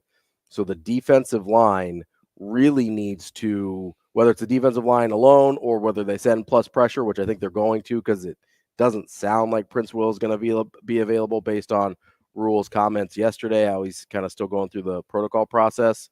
To me, getting that pressure on Tagovailoa to make sure he doesn't get comfortable is first and foremost the thing that has to happen, because if you allow him to just sit back there and read the defense, take his time, that's wrong. He will pick you apart, and Nebraska can't afford that, especially with, I mean, I think Malcolm's going to be back. Hartsock's going to be back tomorrow, but Deshaun Singleton has set back. He's not going to be back, and that was a tough bummer. To hear. They are, I don't know if anybody asked about Omar Brown, so we'll have to wait until Shane, that's your best friend. Is Omar going to play anytime soon? I hope so. So he was in the protocol as well, I think is what Rule said last time. So we'll have to see the injury report tomorrow to see if he's available, but you're dealing with a little bit of a banged up secondary, which makes that pass rush and pressure on Tagovailoa that much more important. I think that's a unanimous key. Absolutely. Containing Tagovailoa, focus on pass defense this week, because we know Maryland can't rush the football. Look, we even talked to Steve Sautter yesterday, who covers Maryland, is the analyst for the broadcast for Maryland. And he's like, hey guys, Maryland couldn't run the football last week. Our top rusher had how many yards? Oh yeah, -1 or something like that. -2, or it was mind blowing. I think hearing that the longest run was from a backup and it was 4 yards, or a third stringer. Regardless, you know that Maryland's not going to run all over you. Plus, Nebraska has such a good run defense that doesn't even have to be a focus, because if Maryland can't run the football and your defense is already that good, you don't even have to worry about practicing going through those motions, because you know for a fact it's going to be Tua's brother, Talia, that controls this game if Maryland is going to have a chance to win. And so that's why containment is such a big key. He's a difference maker. He may be the only difference maker on this team. You take him out of the game, what does Maryland have left? That's the focus for Nebraska this week. More on your point with the secondary, because I think that's a great key for this key. Don't be Jalen Johnson of last night. Please, act like you want to be there. And Nebraska wants to be there. Jalen Johnson does not want to be in Chicago, and he made that evident during the trade deadline. If you tackle, if you avoid, not really avoid, if you limit chunk plays, because this is a guy that can pick you apart. Yeah, he can. If you limit the chunk plays, there is no doubt in my mind that Nebraska can win this game, and I'm going to use this term, Ravi, comfortably. Oh, if you limit chunk plays, you contain Tagovailoa. He's going to get his yards. Yeah, he's going to get his scores. But if you limit the chunk plays and make it harder to get down the field, you can win this game comfortably. I mean, this isn't a game where you're going to hold Tagovailoa to 150 yards passing. Like, that's not something that's going to happen. What you have to do, like you said, which is a great point, you have to make his life just a little bit harder. Make him complete 3 or 4 passes to get the yardage instead of one big chunk. That makes it harder. Just stringing together successful plays is why those long, drawn-out drives are more rare and harder to execute on a consistent basis. That, to me, is a really good point there. My next key to this game is don't overexpose Heinrich Haarberg. I thought that was one of the biggest issues last week. You had 30-plus called pass plays, obviously only 28 actual passes because of the sacks, but over 30 called pass plays, and I really thought they'd put Haarberg in a position to not be successful with that. That is obviously not a strong suit at this point in his career. I understand you have to take shots. I think you have to be very choosy on when you decide to push the ball down the field or to put Haarberg in situations where he has to throw the football.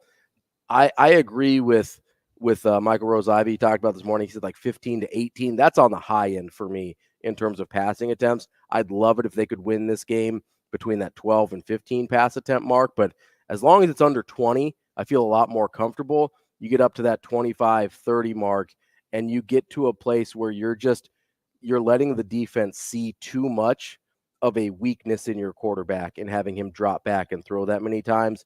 That to me is going to be really important, is how they take their shots with Haarberg. I'm going to stay on defense here. Nebraska needs one turnover defensively.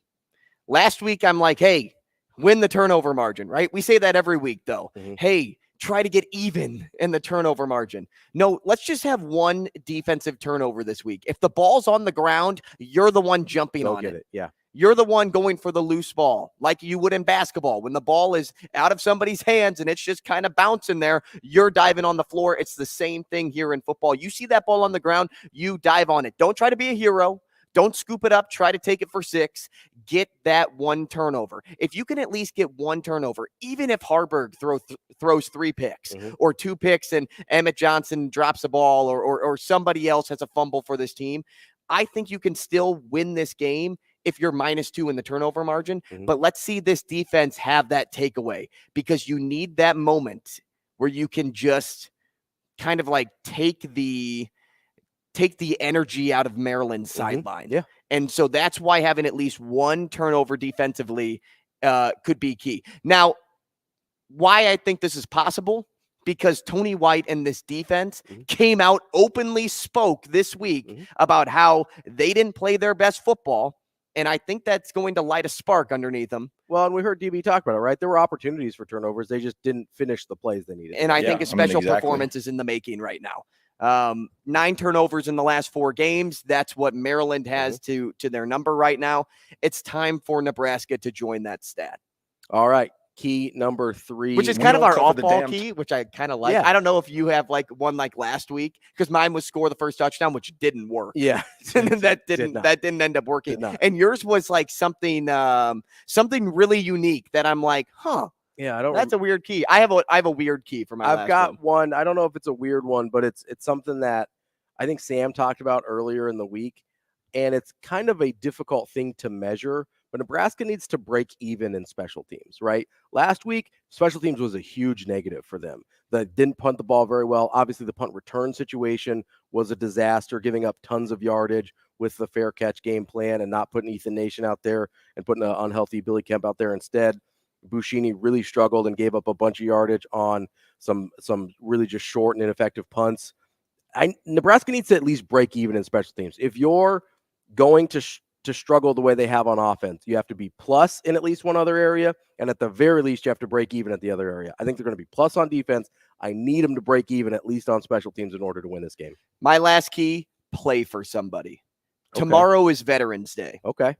2 weeks ago against Purdue, what was Nebraska playing for?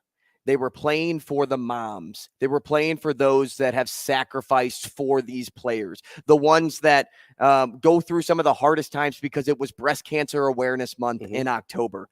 This is the day that you play for somebody. He talks about sacrifice then. Think about the sacrifice that our military men and women put forth every single day to keep our freedoms alive and allow those guys to play football and not worry about anything else going on outside of these borders. You play for somebody. Dedicate your performance to somebody that served. Take the values that these military men and women embody: honor, courage, commitment, loyalty, duty, respect, service before self, excellence in all we do. Apply that to this game this week. We've got our picks coming up next on Hurrdat Sports Radio. We will be back.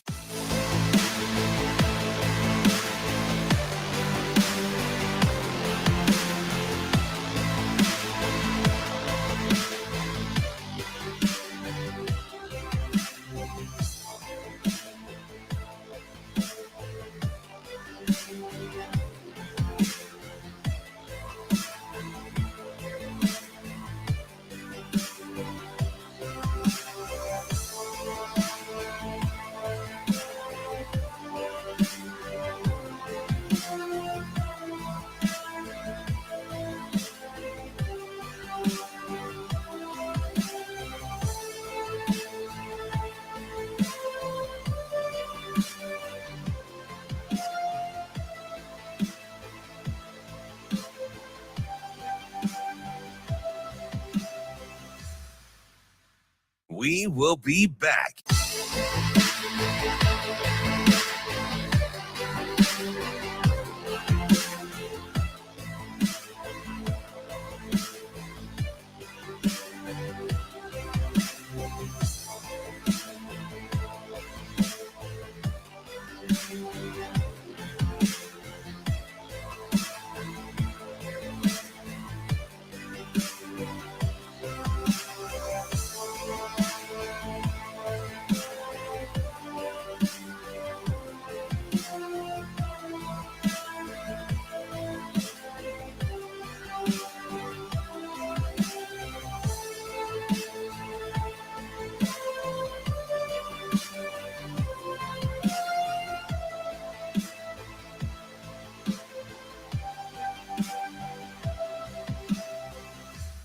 We will be back.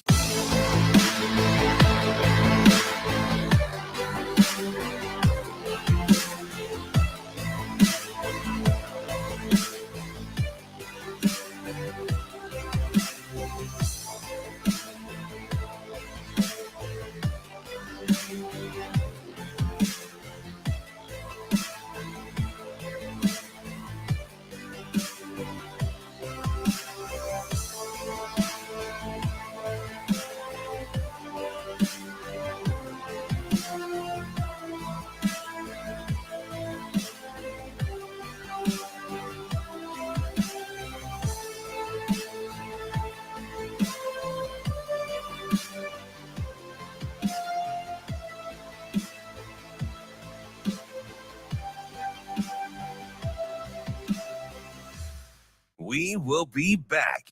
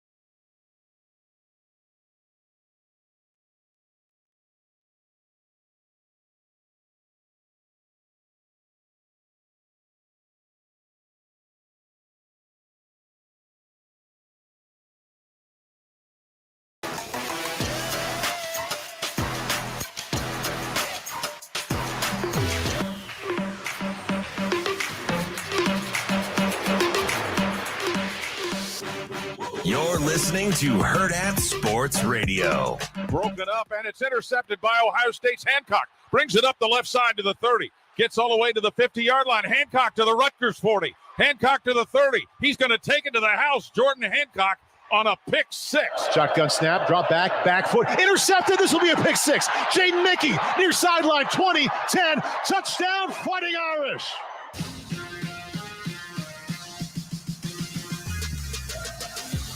Wrapping up hour number 2 here on Hurrdat Sports Radio. I'm Ravi Lulla. Andrew Rogers here with me as well.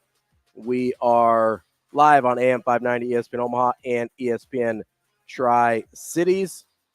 It is time for an adjusted version of the Warhorse Sportsbook Sports Cleanup. Yes, sir. We're going to clean up our picks for the weekend, and hopefully you can go clean up.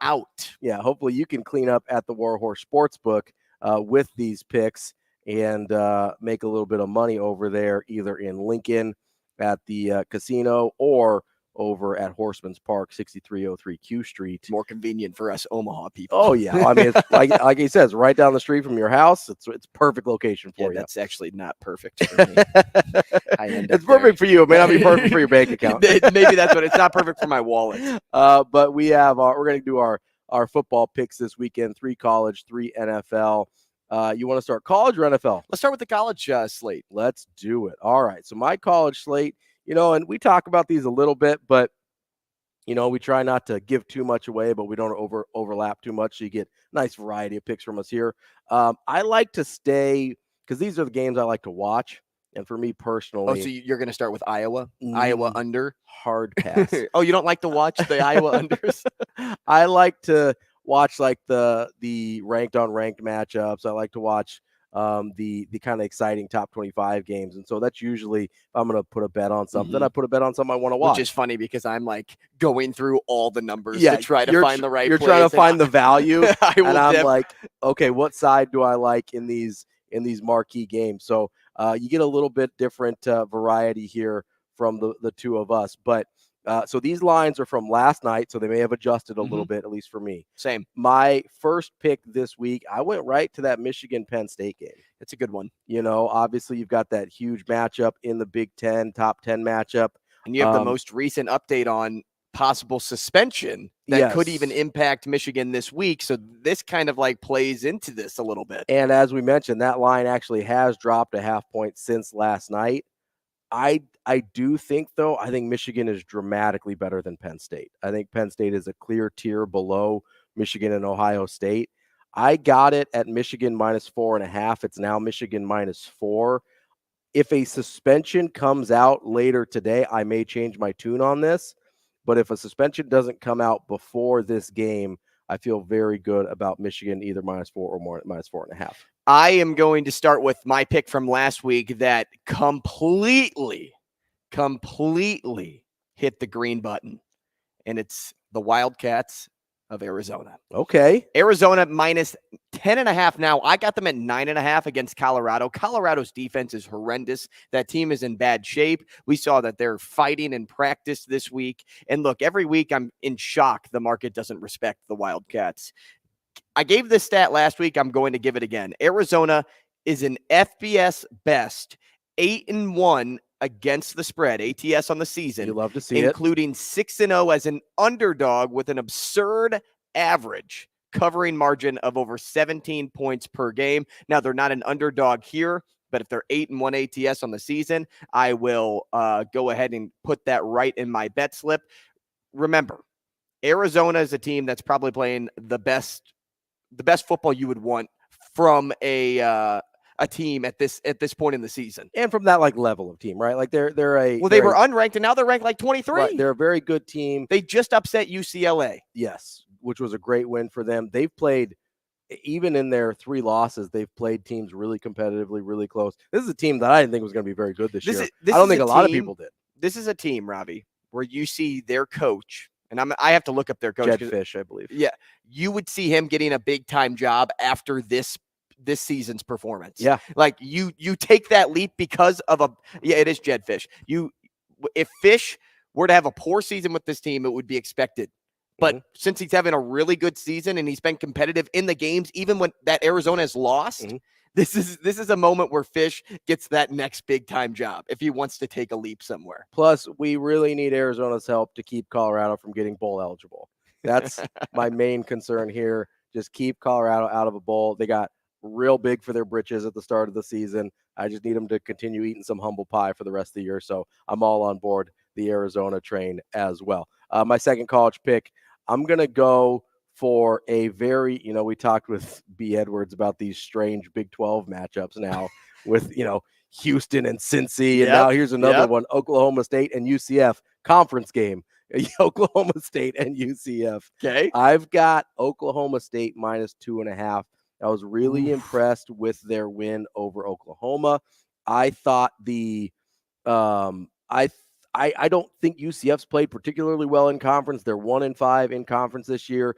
All of the newcomers in the Big 12 have really struggled. That's a pretty small number. I get that it's a home game for UCF, but I like Oklahoma State here. I do think they're significantly better than UCF. I hate doing this, but Ravi, I'm going to fade you. Let's do it. I'm a UCF +2.5 fan this week. So this is probably turned into an avoidable game for our listeners. The reason I like UCF, even though the Knights have been struggling as of late, remember they gave Oklahoma a run for their money just a couple of weeks ago.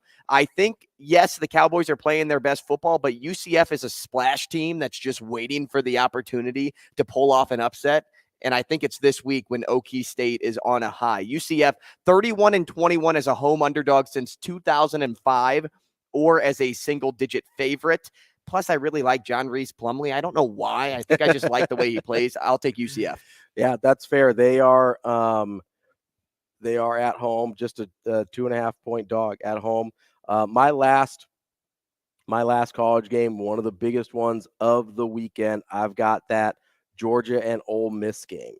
Oh, so we've got another top 10 matchup. Number 2, Georgia, number 9, Ole Miss. I thought you were going to say Temple, South Florida. No, not a big Temple, South Florida guy this week. I think Ole Miss wins outright. I like them with the plus. Come on, points. Lane Kiffin. It was plus 10.5 last night. It's up to What's plus the money line on 11 now. I haven't looked at the money line. I'll look at the money line while you keep explaining. Yeah, so for me, Ole Miss has come really close in the last couple of years to breaking through with Lane Kiffin. Right. I think this Georgia team is prime for the picking. I don't think they're terribly impressive. Now, they've been good, obviously, so far this year, but they've played with fire a little bit. They've had some opportunities where they easily could have lost games, and Ole Miss is probably, I don't even know if it's probably, Ole Miss is the best team they've faced so far by a pretty wide margin. I do think Ole Miss is significantly better than Missouri. But they've had, Georgia's had struggle against Auburn, who is only okay. They had struggle in South Carolina, who's not very good. They played it really close with Missouri. I think this is where they finally catch their loss against an Ole Miss team that we kind of forgot about after that Alabama game. I think they catch the Bulldogs here. Crazy value at plus 300 if you want Ole Miss on the money line. I like them to win outright. I think they are. So I probably am taking the points to give myself a little bit of leeway there, but maybe a little bit of smaller play, half a unit on the money line there. I don't know. So my last play on the college slate, it's Veterans Day. Yeah. I'm taking Air Force -19 against Hawaii. I've been waiting for this line to go down a little bit because it seemed to be trending up. It was 19.5 last night. I'll take it at -19 today. And strictly, I'm going off numbers here. Even though Air Force lost a bad one to Army. Trying to get a bounce back week. Air Force is 8-0 straight up, 6-2 ATS over its previous 8 outings in conference play. On the other side, Hawaii, 1-4 straight up and 1-4 ATS in its last 5 games in conference play. They're 1-6 in its previous 7. The Rainbow Warriors are 0-4-1 ATS in their 5 showings at home this season. Give me Air Force on Veterans Day. They're going to get a big win. All right, let's switch it over to the NFL. We got a couple of minutes left. Let's call them here. quick picks, huh? The NFL quick picks? Let's do the NFL quick picks. So, listen, we had a couple that overlapped, and so I'm changing one of them because there was one that I was really tempted on. I'm going to pull the trigger here. I want the Giants plus 17. Stop it. That's too big of a number. Stop it. Tommy DeVito is not I him. don't think He's the Cowboys. not him, man. No, that's fine. I don't think the Cowboys are him either. Any of them. Dude, the Cowboys could win the NFC East. That's fine. You can have them. I am not buying. They're going to win this game by 28. Listen, they're going to win this game. I don't think it's by 17 points. When you have a huge number like this in the NFL, it doesn't hit more often than not. I'm taking the Giants plus 17. Yeah, they're not going to score a point. This game could be 21-0. Listen, big Saquon Barkley game. Let's go, baby. Bengals -6.5 against Houston. I know Houston just came off a big win, but Joe Burrow and that team, they're playing lights out. They're playing the best that they've been playing all season long. Give me the Bengals by 7 points. That's my second one as well. Or one of that.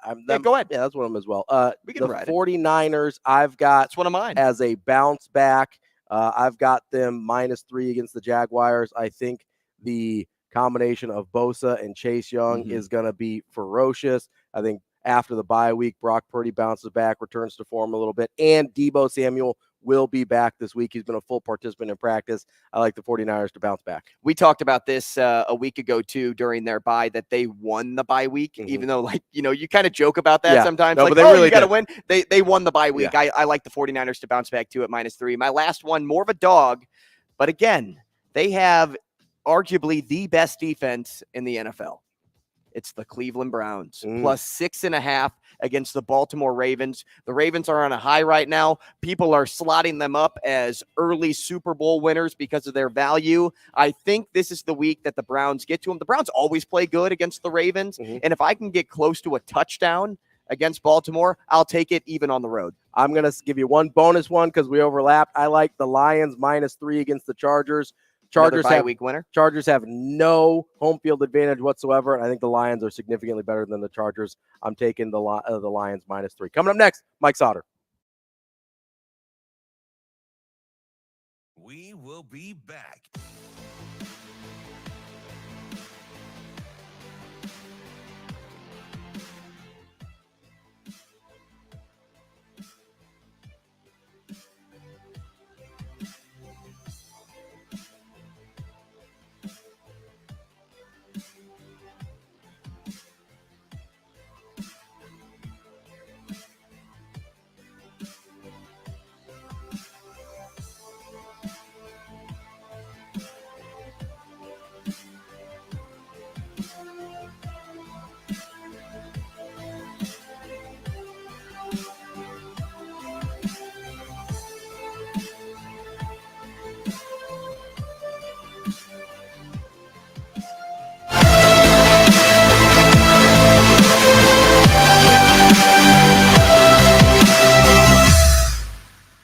We will be back.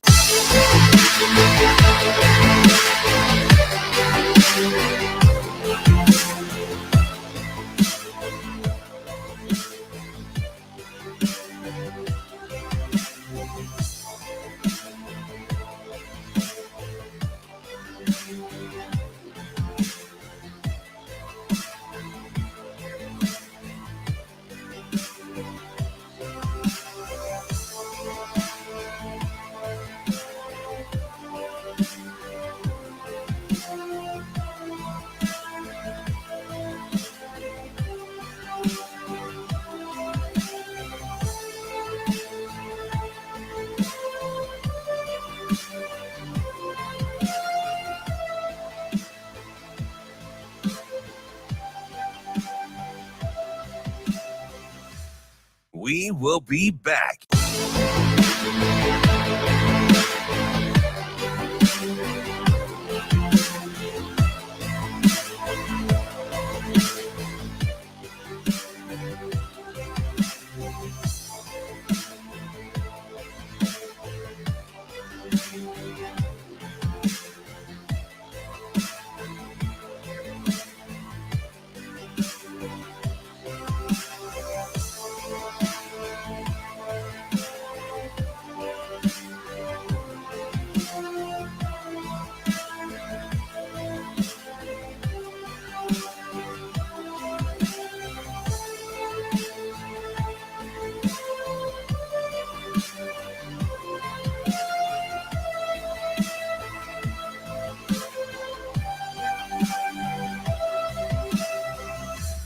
We will be back.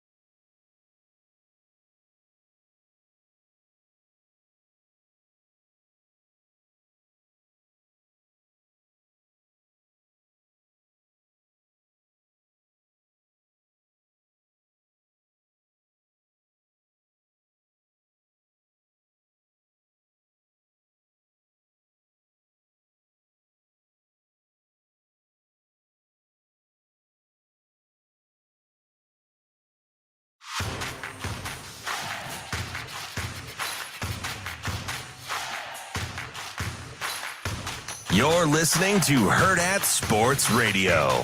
Oh, yeah, no doubt, no doubt. Mike Sautter. Yeah. Mike Sautter. Oh, man, you're going to put me on the spot. Mike Sautter. Kicking off hour number 3 here on Hurrdat Sports Radio. We're on AM 590, ESPN Omaha, ESPN Tri-Cities, and hour number 3 is on KFOR in Lincoln. This segment with Mike Sautter is brought to you by our friends at Dingman's Collision Center. You know, our guy Sautter might if you hit a skunk, man. Sautter might have to go check out Dingman's a little bit. He ran over a skunk. We got to be, I'm sure they can help you out with there. I don't know if there's any damage, but damage. Maybe they can help you out. I don't think they do a lot of car washes. I mean, listen, I'm sure they'll clean that thing up for you if you really ask them to. I don't know. We'll see. Man, it was the skunk story. So it was like, I don't even know what time, 11, 15, and I'm just in the afternoon. Along. No, yesterday, last night. Oh, okay. I was coming back. Well, I was going to say because at 6 o'clock it feels like 11. Yeah, I was. I was coming back from Lincoln at Nebraska men's basketball, and I'm just driving on 204th Street or whatever from Gretna. I thought you were going to say 204 miles an hour. And I tried to swerve out of the way, and it was right there in the middle of the lane. It was way too late, and I just boom, like double bump on it too. You double tap on the right side, the passenger side, and I was like, "Oh man, is there a car wash open right now?" Because I've never had this happen to me before, but I know that when you do, it is bad. And so I had to leave my car out of the garage. And it's like getting out of a pool without a towel. You got to air out. Yeah. Leave the car out of the garage. It was Make sure terrible. You go check out our friends at dingmans.com. They have 4 great Omaha area locations in business, 25 plus years in Omaha, 18 years straight, best of Omaha. And they have a great give back program as well. Go to dingmans.com. I'm just showing for those on the stream, this brand new hoodie. Did you steal that from Batman? No, my main man Bob Sala had it on at a presser the other day, and the shirt says Gotham City Football Club, and it's a skyline. And it's got the Jets on there. Robbie, if you had to describe Mike Sautter, would you describe him more as Batman or the Joker? Oh, he's got a little Riddler. Watch yourself now. I think there's some Riddler vibes there. There's kind of like a mad scientist deal. I think. Okay. I think that's fair. It's fair. That's I mean, fine. There's a little bit of Riddler there. Like he hasn't broken to the point where he's a criminal mastermind now, but he's like pre-criminal life Riddler, I think. Okay. I think Joker was always not quite on the straight and narrow. I think Riddler, but Joker always had a plan, like a really well thought out plan, and that's kind of Sautter. But Sautter, dear baby Jesus, Sautter also does some crazy things. He does. So we'll see. I like to have some fun sometimes. Yeah, that's like to have a good time. It may not involve face paint, but definitely to have some fun. Definitely not. Never dressed up for Halloween in my life. Really, even as a kid? Nah. What did you wear? Like just a jersey? Nothing.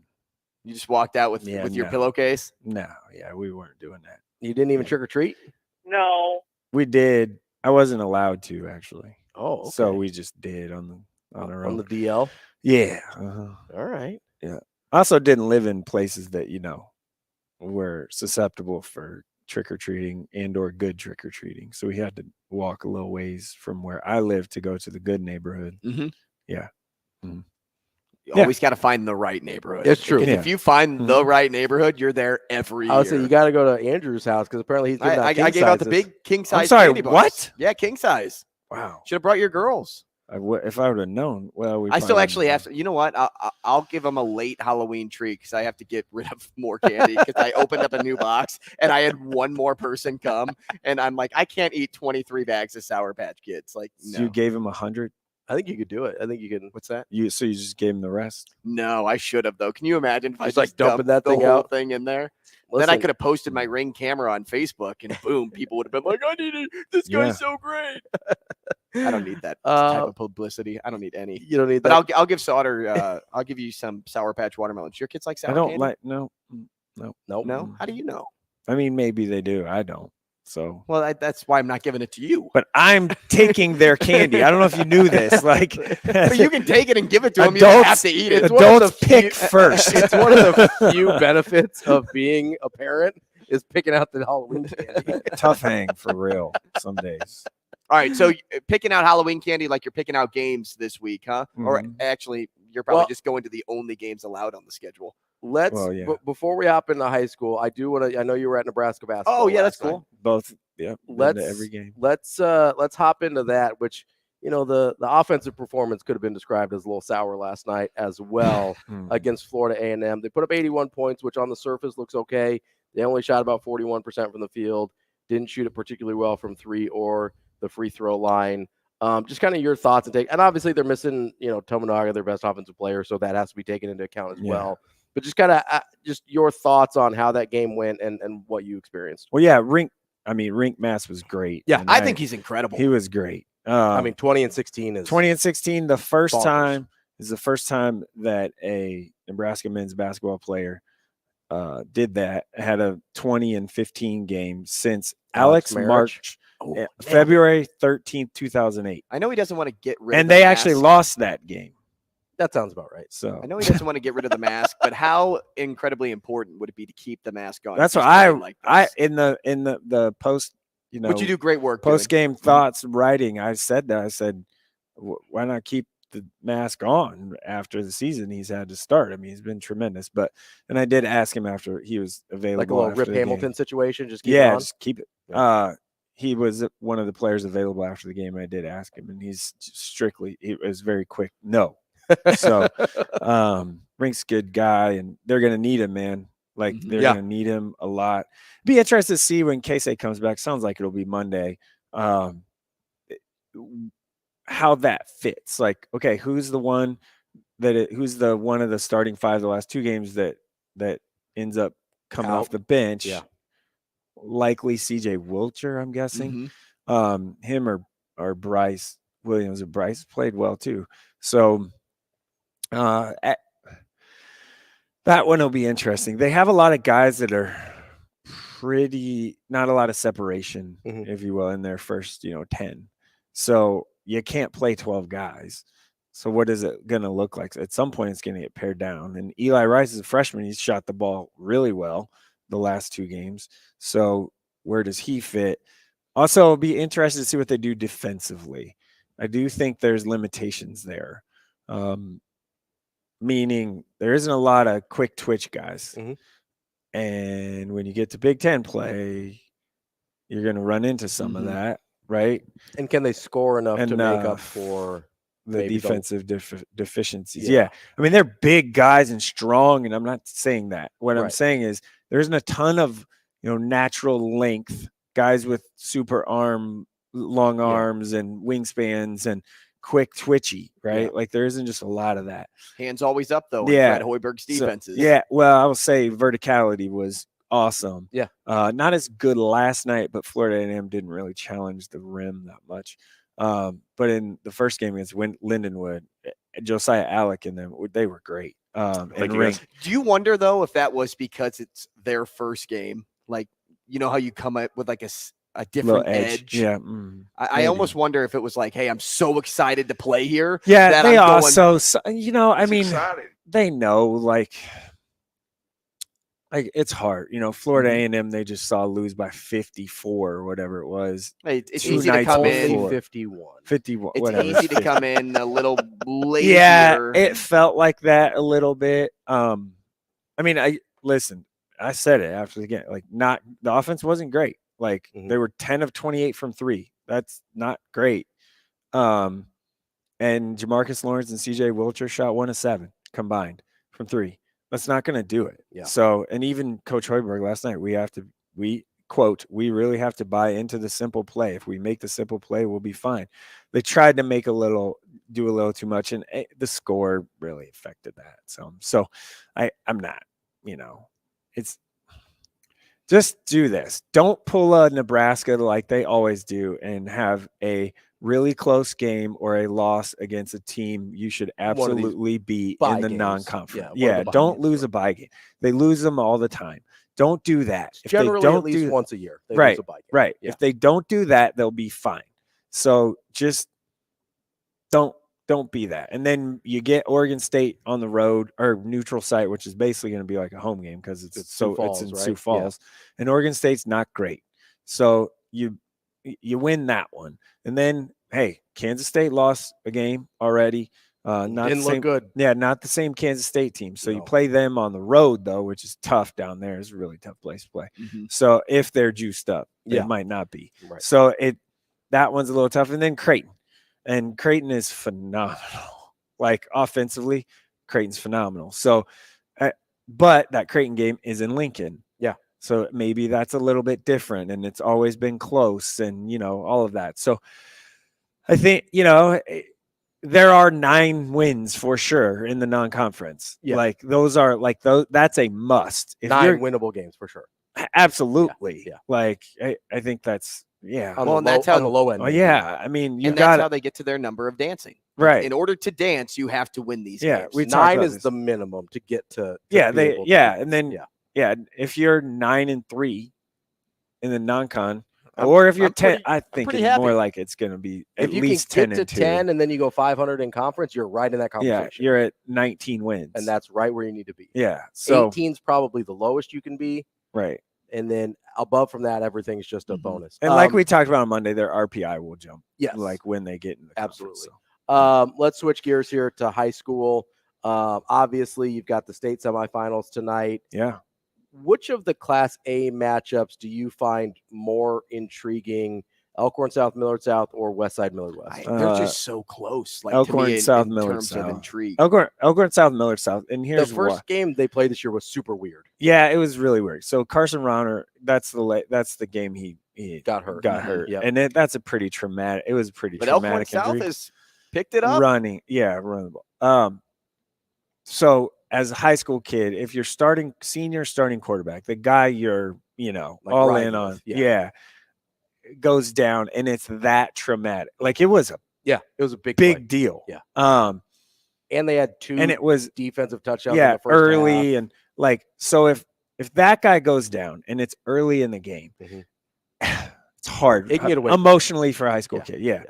And they're already getting beat because of turnovers and stuff like that. So I don't know. Can Brady Bosquet run the ball effectively enough to get it done? I don't know, because that Millard South defensive line is really good. But up front, Millard South or Elkhorn South defensively is also good. But I just don't know their defense. Elkhorn South's defense is going to have to keep them in the game. I don't know if they can. They're able to do that. But will it be a little closer than the last time? Is there a possibility for it to be closer than the last time they played? Yes, I think so. I'm not saying anyone. I'm not picking a winner. So after the game, don't come up to me and say whatever. I'm not saying that. I'm just trying to break down the game Based on the game they already played. Yeah, based on the game they already played. So that one, and then, man, Millard West is going to have to really run the ball pretty effectively, and then get a shot over the top with Jackson Williams, or find a way to get him the ball. And he's going to have to find a way to make some big plays. Bobby Joseph's done really well for Millard West as a runner and running back, and Brody Peterson can run and use his legs. It's a tough task for Millard West, but they've played really well. Yeah. They're a really solid team. Mhm. They can be pretty disciplined too. I just, gosh, it's a buzzsaw bad, like a big one. Yeah. So seniors last game at Phelps Field at Westside, it's going to be lit. Like it's going to be juiced up. Yeah. There isn't the volleyball game that's happening. And last Friday we're playing a state volleyball match. So everyone, all the fans and student sections, everything's going to be there. And it'll be, seniors have this group of seniors has lost one game. It was state title against seniors Gretna, have is lost that- 2 games. 2 games.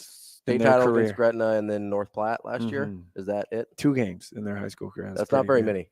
It's pretty good. That's not very many. Yeah. Yeah. I mean, that's pretty good. Yeah. Something. Caleb Benny's lost 1 game. Yeah. Oh, don't worry. DB and I were texting a Yeah. little bit, and he's like, "Yeah, he's only lost 1." Plus, let's see here. He had sent that the senior group has last game for the seniors. Yeah, they lost 2 games. Yeah, 2 games. Yeah. In terms of because numbers, I don't know about you, but I count the Gretna game. Yeah, I do. So Yeah, I mean, I know it was played. State doesn't, but it was played. Gretna won the state championship. They won the game. Right. Like I was saw there. It. I saw it. Yeah, I was there. It happened. I saw it happen. I was there. We're just double checking, Mike. Yeah, I'm just saying. No, it's and that particular group of seniors with Westside does have an edge to him, where something like this, like playing their last game at Phelps, is going to matter to them. Whereas not all groups have that same mentality. Yeah, I go back to this. Like, I don't know. The people that aren't Westside, fans or people or whatever, they're like, all people do is talk about Westside and da da da da da. I'm like, listen, they deserve to be talked about. Yeah, it's easy to talk about a good team. Probably more than what they're getting, because I will tell you, for me, I'm very conscious of it because the heat that people give me is all you talk about, whatever. So I'm very conscious. I'm like, okay, yeah, I need to talk about other things. Screw that. Like, they're good. They're really good. And there is conversation. I said this at the very beginning of the year after I went to their second practice on a Tuesday morning at 6 a.m.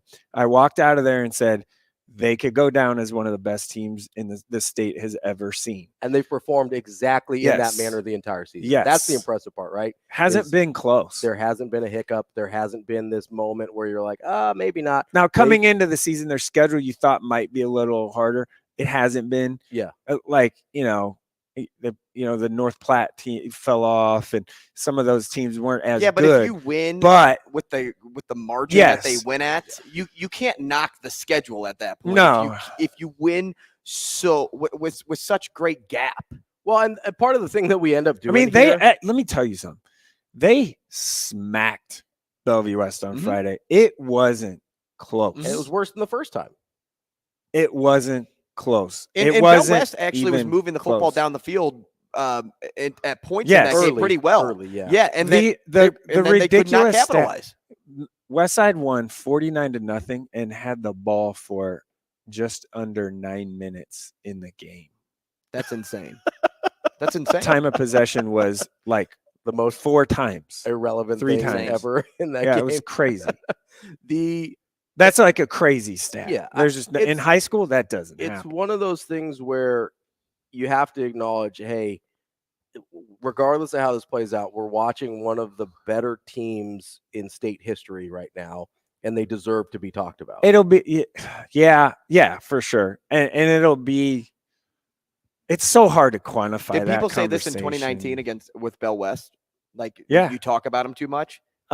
Probably, yeah. Yeah, and that's just what happens. It comes when teams are that good. That's just what you do. It comes with the territory. If there's a team in the NFL right now that is undefeated, like remember when the Patriots went undefeated all the way to the Super Bowl? We and don't want lost, to talk about right? that. But just think about it. Like, they got talked about because they were undefeated and a really good team. Yeah. It's what you do. Yeah. I do think. Okay, am backing off of that a little bit. Like, Millard South's a good team. They are. Millard South is going to be the favorite the next 2 years. Oh yeah, I don't think it's much close. younger. They're. I mean, I don't. Ton of sophomores on that team. They're very, very, very young and talented. I think they are clearly the favorite in Class A the next 2 years. Don't talk about it too much now. And if they can get to the final this year, great experience for them. And if somehow they can win it, even better, right? Sure. So. I do like. I mean, I like Nolan Feller coming back from North South is huge. It's a big for deal. them. Yeah. Huge. And I'm just gonna keep riding that Feller kid's pretty good. Saying that I do. I got a Class B question for you, and it's it's the B games are very and I want to spin it off of what going to Ravi be a total had of about 28 points in both of them. Because I think the reason you went with more intrigue, you went with more intrigue in the 2-3 game in A was because Westside is just so dominant. Right. It's kind of like that in B though with Bennington, even though they had a close one with Norris, a really close call. They're still like a super dominant team, and I'm assuming you lean Scott Catholic Waverly with the most intrigue. Yeah, for sure. Well, yeah, I think I think Scott Waverly is going to be a bad war. Well, I mean, think about it like that state final. It's going to be a Bennington, Scott, defensive war. Back to week like, one. I don't think there's going to be a lot of points. I mean, maybe there is. I don't know. A lot of really good athletes. Up front's going to clearly be the key because both teams have a bunch of good athletes on the outside, and running games are really good. Waverly's defense has been phenomenal. Mm-hmm. Kind of under the radar all year. First kind of real big test for Waverly, though. This game? We'll see. Yeah. And that field, that'll be that'll be there a huge. Chance, and I'm setting the number. Oh, you tell me, is there a chance that the two games combined in Class B total come in under 60 points? Yeah, for sure. Under 50 points. I was going to go like 48. So what do you think the final score is in both games? Like, okay, the first 14, time, like in the neighborhood. Yeah. I'm not saying to pick a team, but the like first time, Bennington Elkhorn North played the first time. It was 14-0. Okay. And that was the night, it was 3-4 weeks ago. That was the night that it was super windy, and the wind out of the north, west side, freezing cold. Game, Freezing cold, super windy night. I was there for that game, and it was 14-0. No one could throw the ball at all. And both teams, for some reason, kept trying to run it to the outside. I was like, man, tonight, maybe just try and go north and south and just keep going north and south.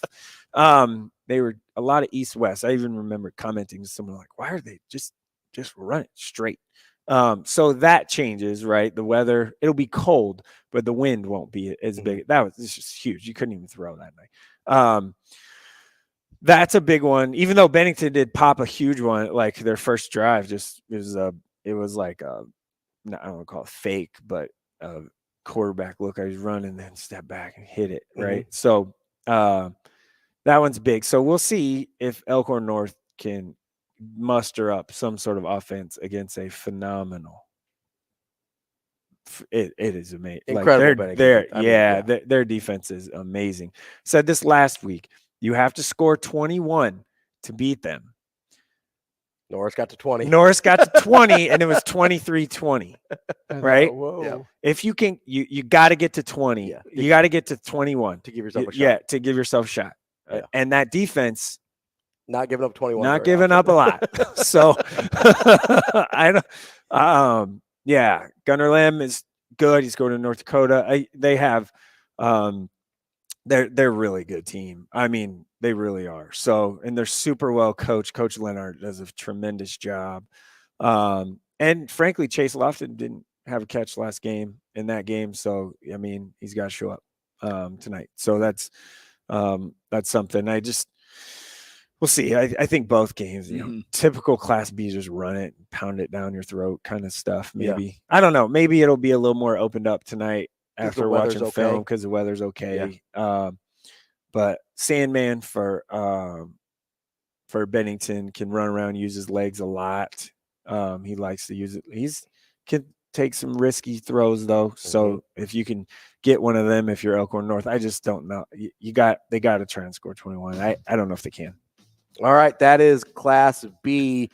Coming up next, we'll make sure we didn't miss anything in high school football. We will do some Veterans Day remembrance as well. And then at 9:45, we will get to Matt Vrzal to wrap up the show. All that and more coming up on Hurrdat Sports Radio, AM 590 ESPN Omaha, ESPN Tri-Cities, and KFOR in Lincoln.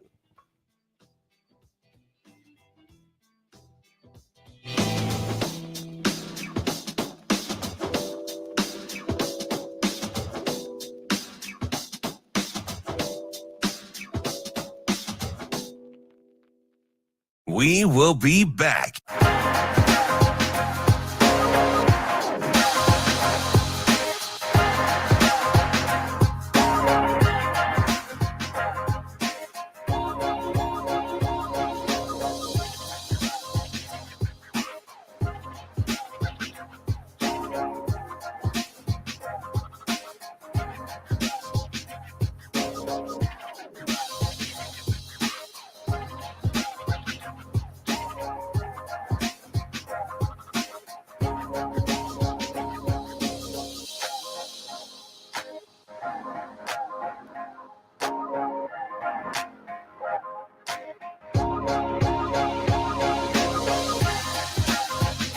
We will be back.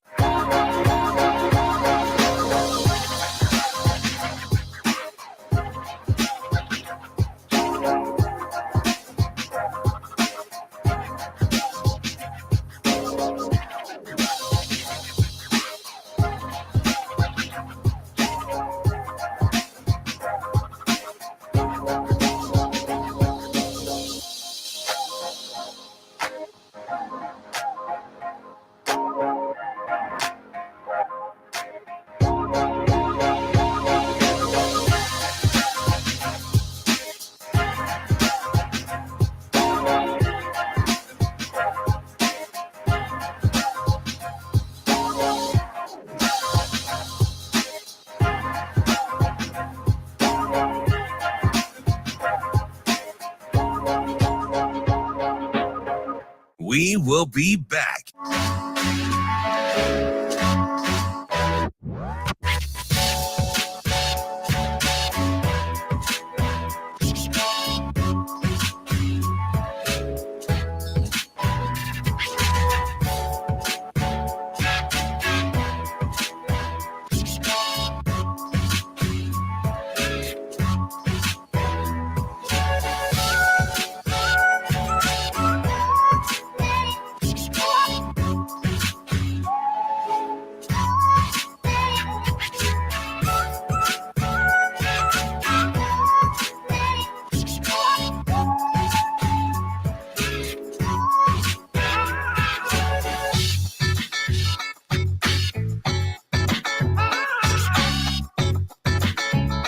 We will be back.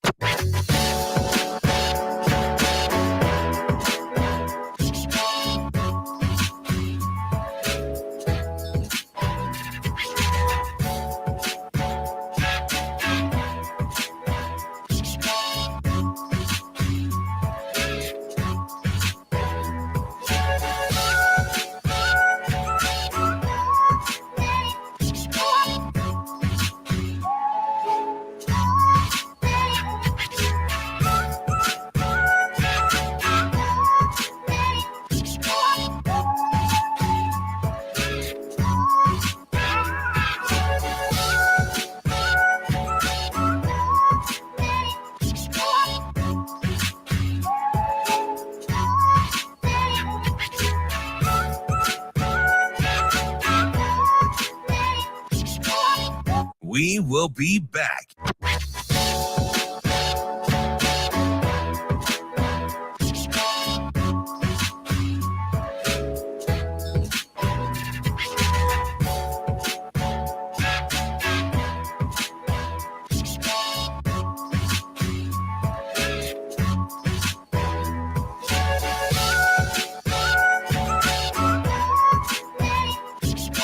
We will be back.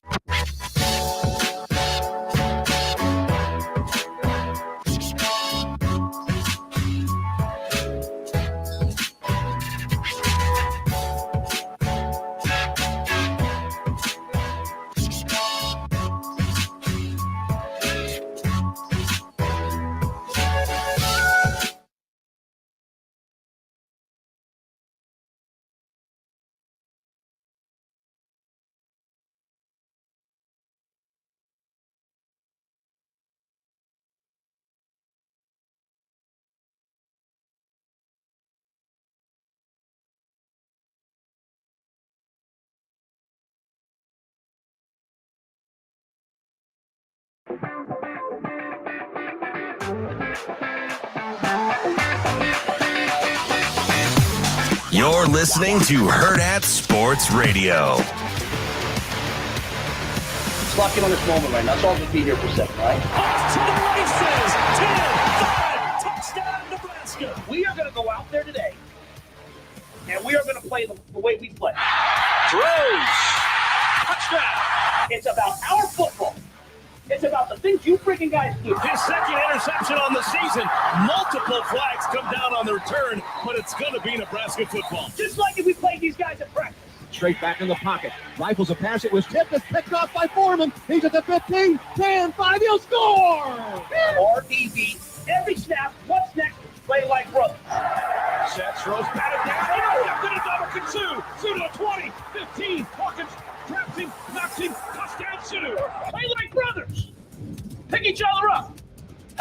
out tonight, man. Spins! Touchdown, Nebraska! If we die, we die. If we die, we die. Let's see, they're going to put it down, at the 47-yard line. So if he were to hit it, it'll go in the books as the longest in school history. This is an attempt of 57 yards. Does he have enough? Is it long enough? He got it! If we die, we die. If we die, we die. Wow. Here we go, 9:30 on a Friday as we get you ready for the weekend and for all the football and basketball there is to offer here locally and nationally. You're listening to Hurrdat Sports Radio. I'm Ravi Lulla. Andrew Rogers here. That great open was by Shane Schillerberg, and we've got our guy Mike Sautter joining us for the rest of the hour. Before we get into the Veterans Day stuff, I want to make sure we don't miss anything with the high school football playoffs. We talked a lot of Class A and Class B.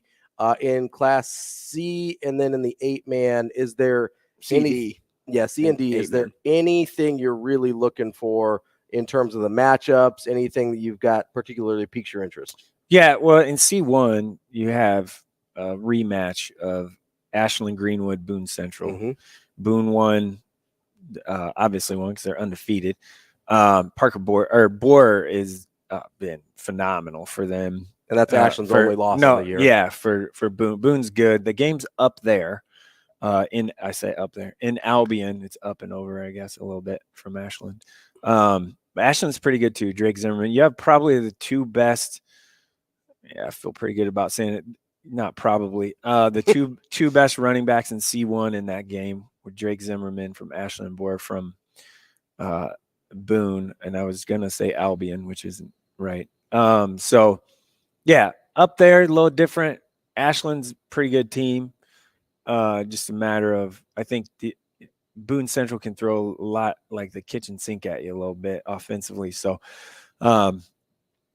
yeah, that one I think could be pretty decently close. And then Sydney comes to Wahoo this afternoon, 3:30, and Sydney's on a roll, man. Mm-hmm. Like their one loss was to Ogallala. That's a rivalry game.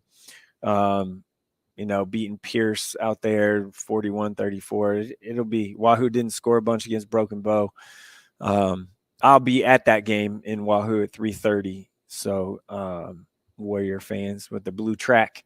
And you going out there and you're just going to get to the track and go, wahoo! No, that's not you. That would be super weird. You're not a fan of the Mario Brothers at all. I don't even know what you're talking about. It's not a little Mario. I have no idea what you're saying. It's all right. Just keep on rolling. Anyway, so C2, and then you go back down to C2. Norfolk Catholic's been the favorite all year. And obviously they've by won a landslide, kind of like West Side and A. Yeah, they've won a ton. And Fillmore Central, though, man, undefeated, heck of a year for them. Obviously Norfolk Catholic's the clear favorite to win that. And Ord Utan. Ord's two losses are to Norfolk Catholic and Battle Creek when Battle Creek was fully healthy at the beginning of the year and was number 2 ranked team the entire season. So Ord is obviously traditionally very good. Mm-hmm. They're really well coached. That one, if you had a Norfolk Catholic Ord final, it wouldn't surprise you. But what about UTAN? Man? UTAN came in as a 10 seed. Listen to me. I'm listening. What I need to come with something catchy, and I forgot. I missed the moment right there. Wackard their running back. They will hand that ball to that man 45 times if they have to win the game. He's walking on Nebraska. And they will just pound you. And that's what they did at Oakland Craig. They just pounded them. Mm-hmm. So, yeah, UTAN could be pretty interesting. I think the game's out in Ord, though. Well, it's higher to be, right? seed. Yeah, higher seed. Mm-hmm. So, yeah, that one is a little trip out west. Ord's probably loving this. Ord's a little advantage. farther out there. A little bit farther out there. Yeah, considering they thought that maybe we're gonna have to go to Oakland Craig. So yeah, would be pretty neat to see them. And then just real quick, if we go to 8-man D1 and D2, it's Stanton's been the best number 1 team all year in 8-man 1 or Class D1. But Sandy Creek, the Shaw's a huge last name out there in Sandy Creek. They got another one, and he's playing great. And what they did to Cross County, who has some talent on their team, 44-24 that's a pretty statement. Crofton has been right in that mix too, as far as top 5 team all year in our coaches poll. And then Exeter Milligan Friend, EMF, beating St. Pat's, which was actually St. Pat's was the number 1 team in our coaches poll the entire season, and EMF handling business out that way. So the D2 bracket, what's left in the semis, is extremely not surprising, interesting. Would that be the term? Yeah, interesting is a great term, because you have an 8 and a 4 that is Sandhill Thetford just smacking Johnson Brock. Big surprise there. It was. I mean, I saw Johnson Brock play this year. It's a big surprise. But South Loop is a team that's really good all year. South Loop's been a team, and Why Not's been a team that's been in the top of our rankings all year too. Why Not played Humphrey St. Francis week 1 or 2, I believe, and it was like 12-6. So for them to win 34-12 against a good young but good St. Francis team is good. And then hey, Howells Dodge in the semifinals. Imagine that. Mike Spears has a team in the semifinals. It's like, no matter how 11, bad, a 16, it don't matter. Like, you don't want to play them. You don't want to play them in November or late October, because Spears is a stud. He's amazing. Yeah. Okay, I got it. Yeah. So that one will be good. And so Why Not did beat Howells Dodge early in the year too. So that's a rematch. So you got a little West and a little Northeast matchups in D2. You got the West on the top side and Northeast on the bottom. So yeah, that's good there. All right. In the last couple minutes here, I want to get to we've got a little honor session. Yeah, with Veterans Day. Obviously, it's being acknowledged today. It's actually tomorrow. But there's a rich history of athletes, a lot of flyovers in the in the military, and you want to do. So I have a list of top 20. This came out in 2011, though. I really struggled last night to find an updated list, because like we know that Villanueva, who's with the Steelers, kind of a really iconic one as of late, was somebody that served too. But this is an all-time list of top athletes that also served in the military. I'm curious how many you guys can get. And now remember, way back when, a lot of people did. Basically everybody served. Yeah, right. So you had to, especially like World War II era. You had a bunch of them. So that's what I was forgetting about earlier. Right. I'm curious to see how many you guys can get. So you guys already listed some off during the break, but go ahead. All right. So I think Pat Tillman's number 1. Tillman is not number 1 on the list. He is number 6 on the list. So maybe number 1 on the list, Ted Williams. Yeah, Ted I was going to Williams say is Ted number Williams, 1 on the list. Yes. That was one of the best baseball players of all time, and obviously he was an incredible pilot too during World War II and Korea. Yeah, we'll see if you guys can get the top 10 before we go. I'm going to say Stan Musial.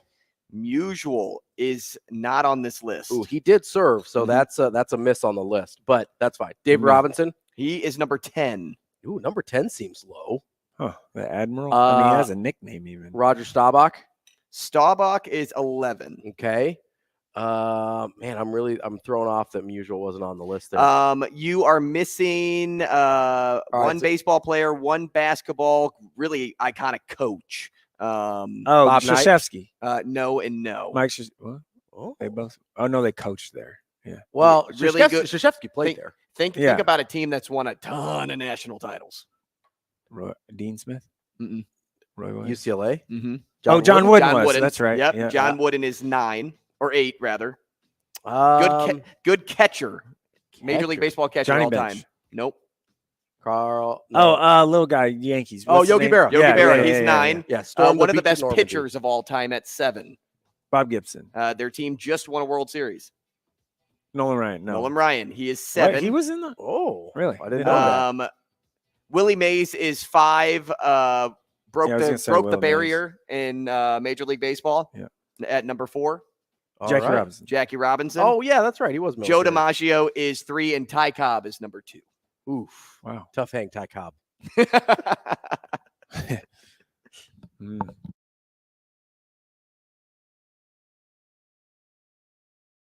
We will be back.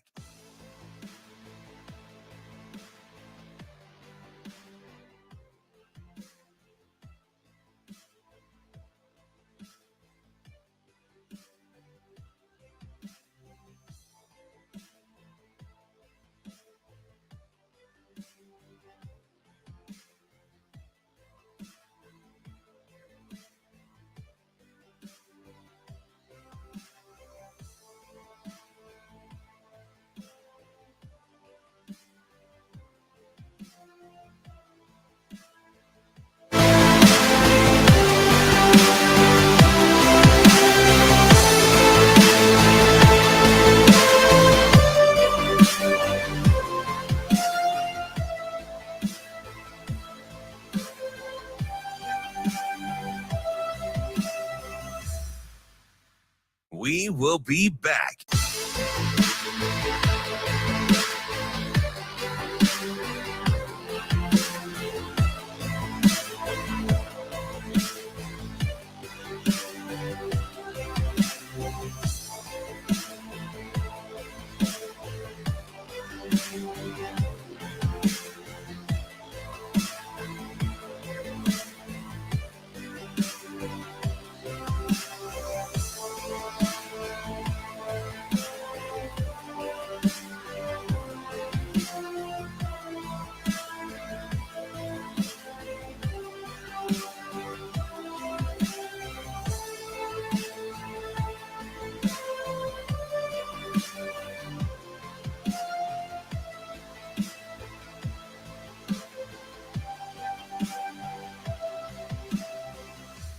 We will be back.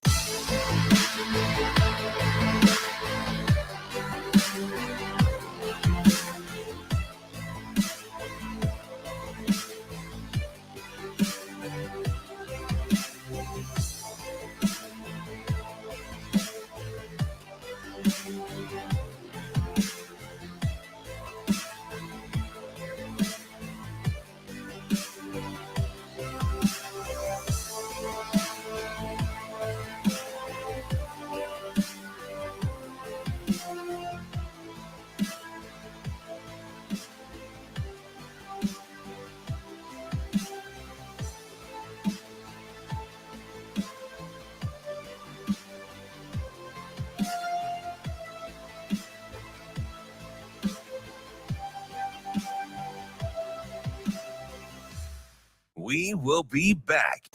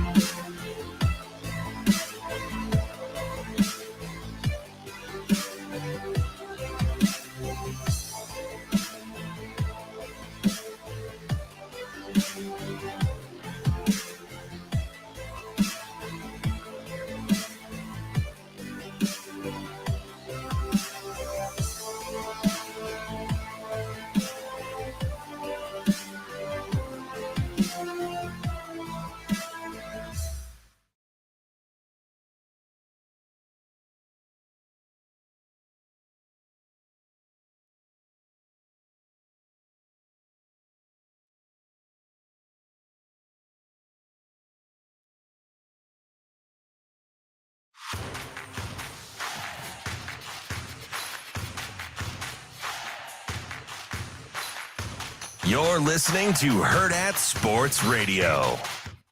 Now let's find out what Matt Vrzal is better at. Telling stories or making pizza. Matt. Matt's an exceptional young man. Matt Vrzal. Happy birthday, Matt. You know, Matt, he's a tremendous athlete. Matt Vrzal. Come on, Matt, I'm with you. You know, like Matt Vrzal, you're one of the sexiest people in the world, but you're not one of the most beautiful. How does that happen? Here is Matt Vrzal. All right, Matt, thank you very much. Wrapping up the show here on a Football Friday with our guy, Matt Vrzal, as we always do. Verz, how are you this morning? Good, boys. How you doing? Good. Got him slinging today, Verz? You slinging pies already? Yep. We got the big catering dining room will open at 3, and we'll go from there. God, one of these days I'm going to actually get lunch there, but you're always closed. Not on Friday. That is not true, Mike. Mike out here putting out some bad info. No, Verz. There's no truth to that, Mr. Sautter. Hey, that's my spot, though. It is. Verz, we appreciate you joining us. We know you're busy. As you look back towards the Michigan State game last week, were you as disappointed with the loss as I think a lot of people were, or did you, the way Nebraska had been playing, did you kind of expect their errors to catch up with them at some point? I think how that game is viewed is what your perspective or your outlook for the entire season is. Like I had little to no expectation for the season because you got new coaching staff again, pretty much same players, and then some of the players that transferred in didn't even win jobs. So to me right now, was it a disappointing thing? Yes. But if you look at the structure of the team, every team has one side of the football that is the dominant side, okay? For Nebraska this year, it is the defense. It is absolutely asinine to think that they are going to play a game, every game, and never have an off day, okay? When that side of the ball is dominant, has their off day, the other side of said ball has to pick them up. And so when Nebraska, and again, you're talking about a lateral double pass, you're talking about a touchdown that went under review, and you're talking about a seam route, you give up 20 points. In modern college football, you give up 20 points, you're feeling pretty good, you're going to win. But can't throw arm punts, can't have what I would call rhythmic set of play calling. Like you have to get in a rhythm offensively. And 4 yards and 5 yards and 3 yards is always good. So you had the chance to get your offensive line to establish some momentum, and then it just seemed that those plays didn't get called anymore. So I get it. I know everybody's pissed, but in the makeup of the team, that offense needed to help the defense. And I don't care if it hasn't looked good all year. That was your chance to show you're just a teammate. Like, hey, somebody take the reins, somebody get in somebody's face, and somebody says this S is not acceptable. And if you ain't in for it, then get out of it. Because they're better than that. And that was probably the only thing that upset me is that there was nobody to get in there and really chew some ass and get that offense going. So, Verz, all that being said, 3 games left in the season, 1 away from bowl eligibility. What do you think the message in the room is this week, knowing what's at stake, knowing that the opponent is coming into your house and is a favorite to win, and also knowing that they're entering on a 4-game losing skid? I think it's just the people at home or whomever will listen and say, here comes the cliche, but it's 1 game at a time. It's 1 play at a time. That's it. Just win the next play. That's it. If you string enough of those together. But, as I've said it on Husker Hangover, said it on other radio interviews that I do, I'm like, listen, for the crowd, you're in this with them. You are. You don't think you are, but you are. Get a little boozed up. Be as loud as humanly possible. The goal is to break a peacock microphone. All right. Right? If you get so loud that you bust the microphone on a station that I have to subscribe to, so the 4 people and myself that come in here and watch the games when we're doing carry out, I don't get it, but it is what it is. But be loud, be ornery, and get after them, because the team has to do the same. Now, where I feel confident in this game, in this first year of Matt Rule football at Nebraska, I haven't seen them play poorly twice in a row. Like they're lucky they probably played at Michigan State. If they played that game at home, they probably would have had another Sunday go at it. But they're on the road, got to get home. But I don't see them playing poorly again. Verz, do you think it matters? Earlier in the season, you mentioned that Sunday practice. it was after the Michigan game, and then they go and play a lesser opponent in Illinois.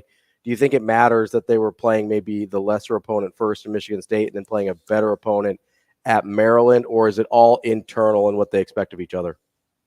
Not even a little bit. That's a crazy statement. We're in no position to think anybody is lesser. But I mean, come on, man. Like, let's be honest with ourselves. Yeah. Like, if that's, I mean, oh, Jesus Christ. Yeah, we can't. Jeez, we can't even think that way. And if anybody thinks that way, you're wrong. Like, you ain't beat Illinois in 2 years. Ain't nothing lesser about that. I meant more Illinois was lesser than Michigan, not lesser than Nebraska. It doesn't. Everybody's lesser than Michigan. You don't have that luxury. Fair. You don't have that luxury. And if your mind thinks that way, you're wrong. You should fear everybody because you've proven you can lose to everyone. Yeah. Like that's a mindset shift that has to happen. I think fans do feel that way though. They ain't playing the game. No, I know, but I'm just That's saying, right, like, fan. yeah, it's still like a. But then, so fans think that way. Like, Right. you let fans. No. I'm just saying. Like, I hold you guys at like a higher. Right. No, I'm just saying, like, fans, you filter into that. Like, come on. no, I what I'm saying, Matt, is that I know people that are like, well, we're Nebraska, and like we're better, like at football stuff, even though the last however many years proves otherwise.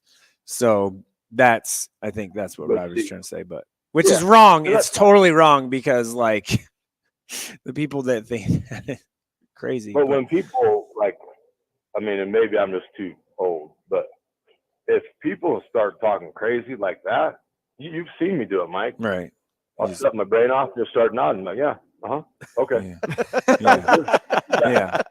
Oh, for sure. Yeah. Yes, absolutely. Okay, great to see you. I gotta go do some stuff. Doesn't put up Hey, with it. hey, can I ask a question about Waverly real quick? How do you stop number 11? Number 9 is the best player in the state. Yeah, 9 is good. Number 9, and I can see that kid. You watch that kid play. That the way he walks, you're like, that is a wrestler. Yes, That is a bad. That dude that's wins a state wrestler. titles. Drew Moser is his name. They have 3. Yeah, I mean, he's number 9, sir. To me, number 9, sir. Nice, sir. Hi. They have 3 guys that have rushed for over 500 yards. So offense, they're a little quirky, a little different, kind of like you guys, a little quirky, a little different on offense. Probably be a low-scoring defensive game, I'm guessing. How are we quirky? I'm just okay. It's different than what everyone else is doing. Option. Oh, different than Chuck and Duck. Yeah, that. Yeah. What Waverly has done, and I've watched some A. I've watched a lot of B. Some C. I haven't gotten to the D tape yet, but Waverly technically is the most sound offensive line that I have seen with my own 2 eyes. And they trust their kids a lot. And they got a couple that pull to harm. Like, they don't pull to shield, they pull to harm. And it's awesome. Like, it is awesome. So, yes, they got 3 with 500, but they got 5 up front that got 1,500. Right. So I would put that probably more at the level they operate at. Yeah. Should be a good one, though, I think. Should be a really good game. It is. Hopefully, both teams by the end of it know we both played a game, because I could see this one being a hitter. Also, not a lot of love lost Waverly on the Waverly side to Scott for some reason. I was there at the last time. I think it was playoff or quarterfinal game, and it was brutally cold that night. You probably still had shorts on, but I was looking like a snow Eskimo out there. And I remember that game. And now, hey, they have turf there, and the field's not a huge crown in the middle, so it's good. It's flat. It'd be a good game. I like the crown. Yeah, I like the crown's kind of old school, like gangster. They don't have it anymore. Right? They took that out when they put the turf in. they wanted to run downhill. And they're like, yeah, we still got it. You can only see the opponent from the hip up. It was big in there. One of the rare times where running downhill was a literal. Yeah, it was. And they come out, they ring a bell and everything. Like it'll be juiced up in Waverly tonight for sure. Oh, yeah, you think? They don't like Scott for sure. I know that. Not one bit of it. Yeah. And I've tried to warn everybody. Like I told the parents, I was like, hey, maybe they like to set up a tailgate spot. Before I was like, maybe you guys should go tailgate in the parking lot. Yeah. I was like, I'm guessing you're going to get many warm. Verz, quickly here. Give me a 10-second answer here. How was week one's loss to Bennington motivation for this Scud group to get back there and see him again?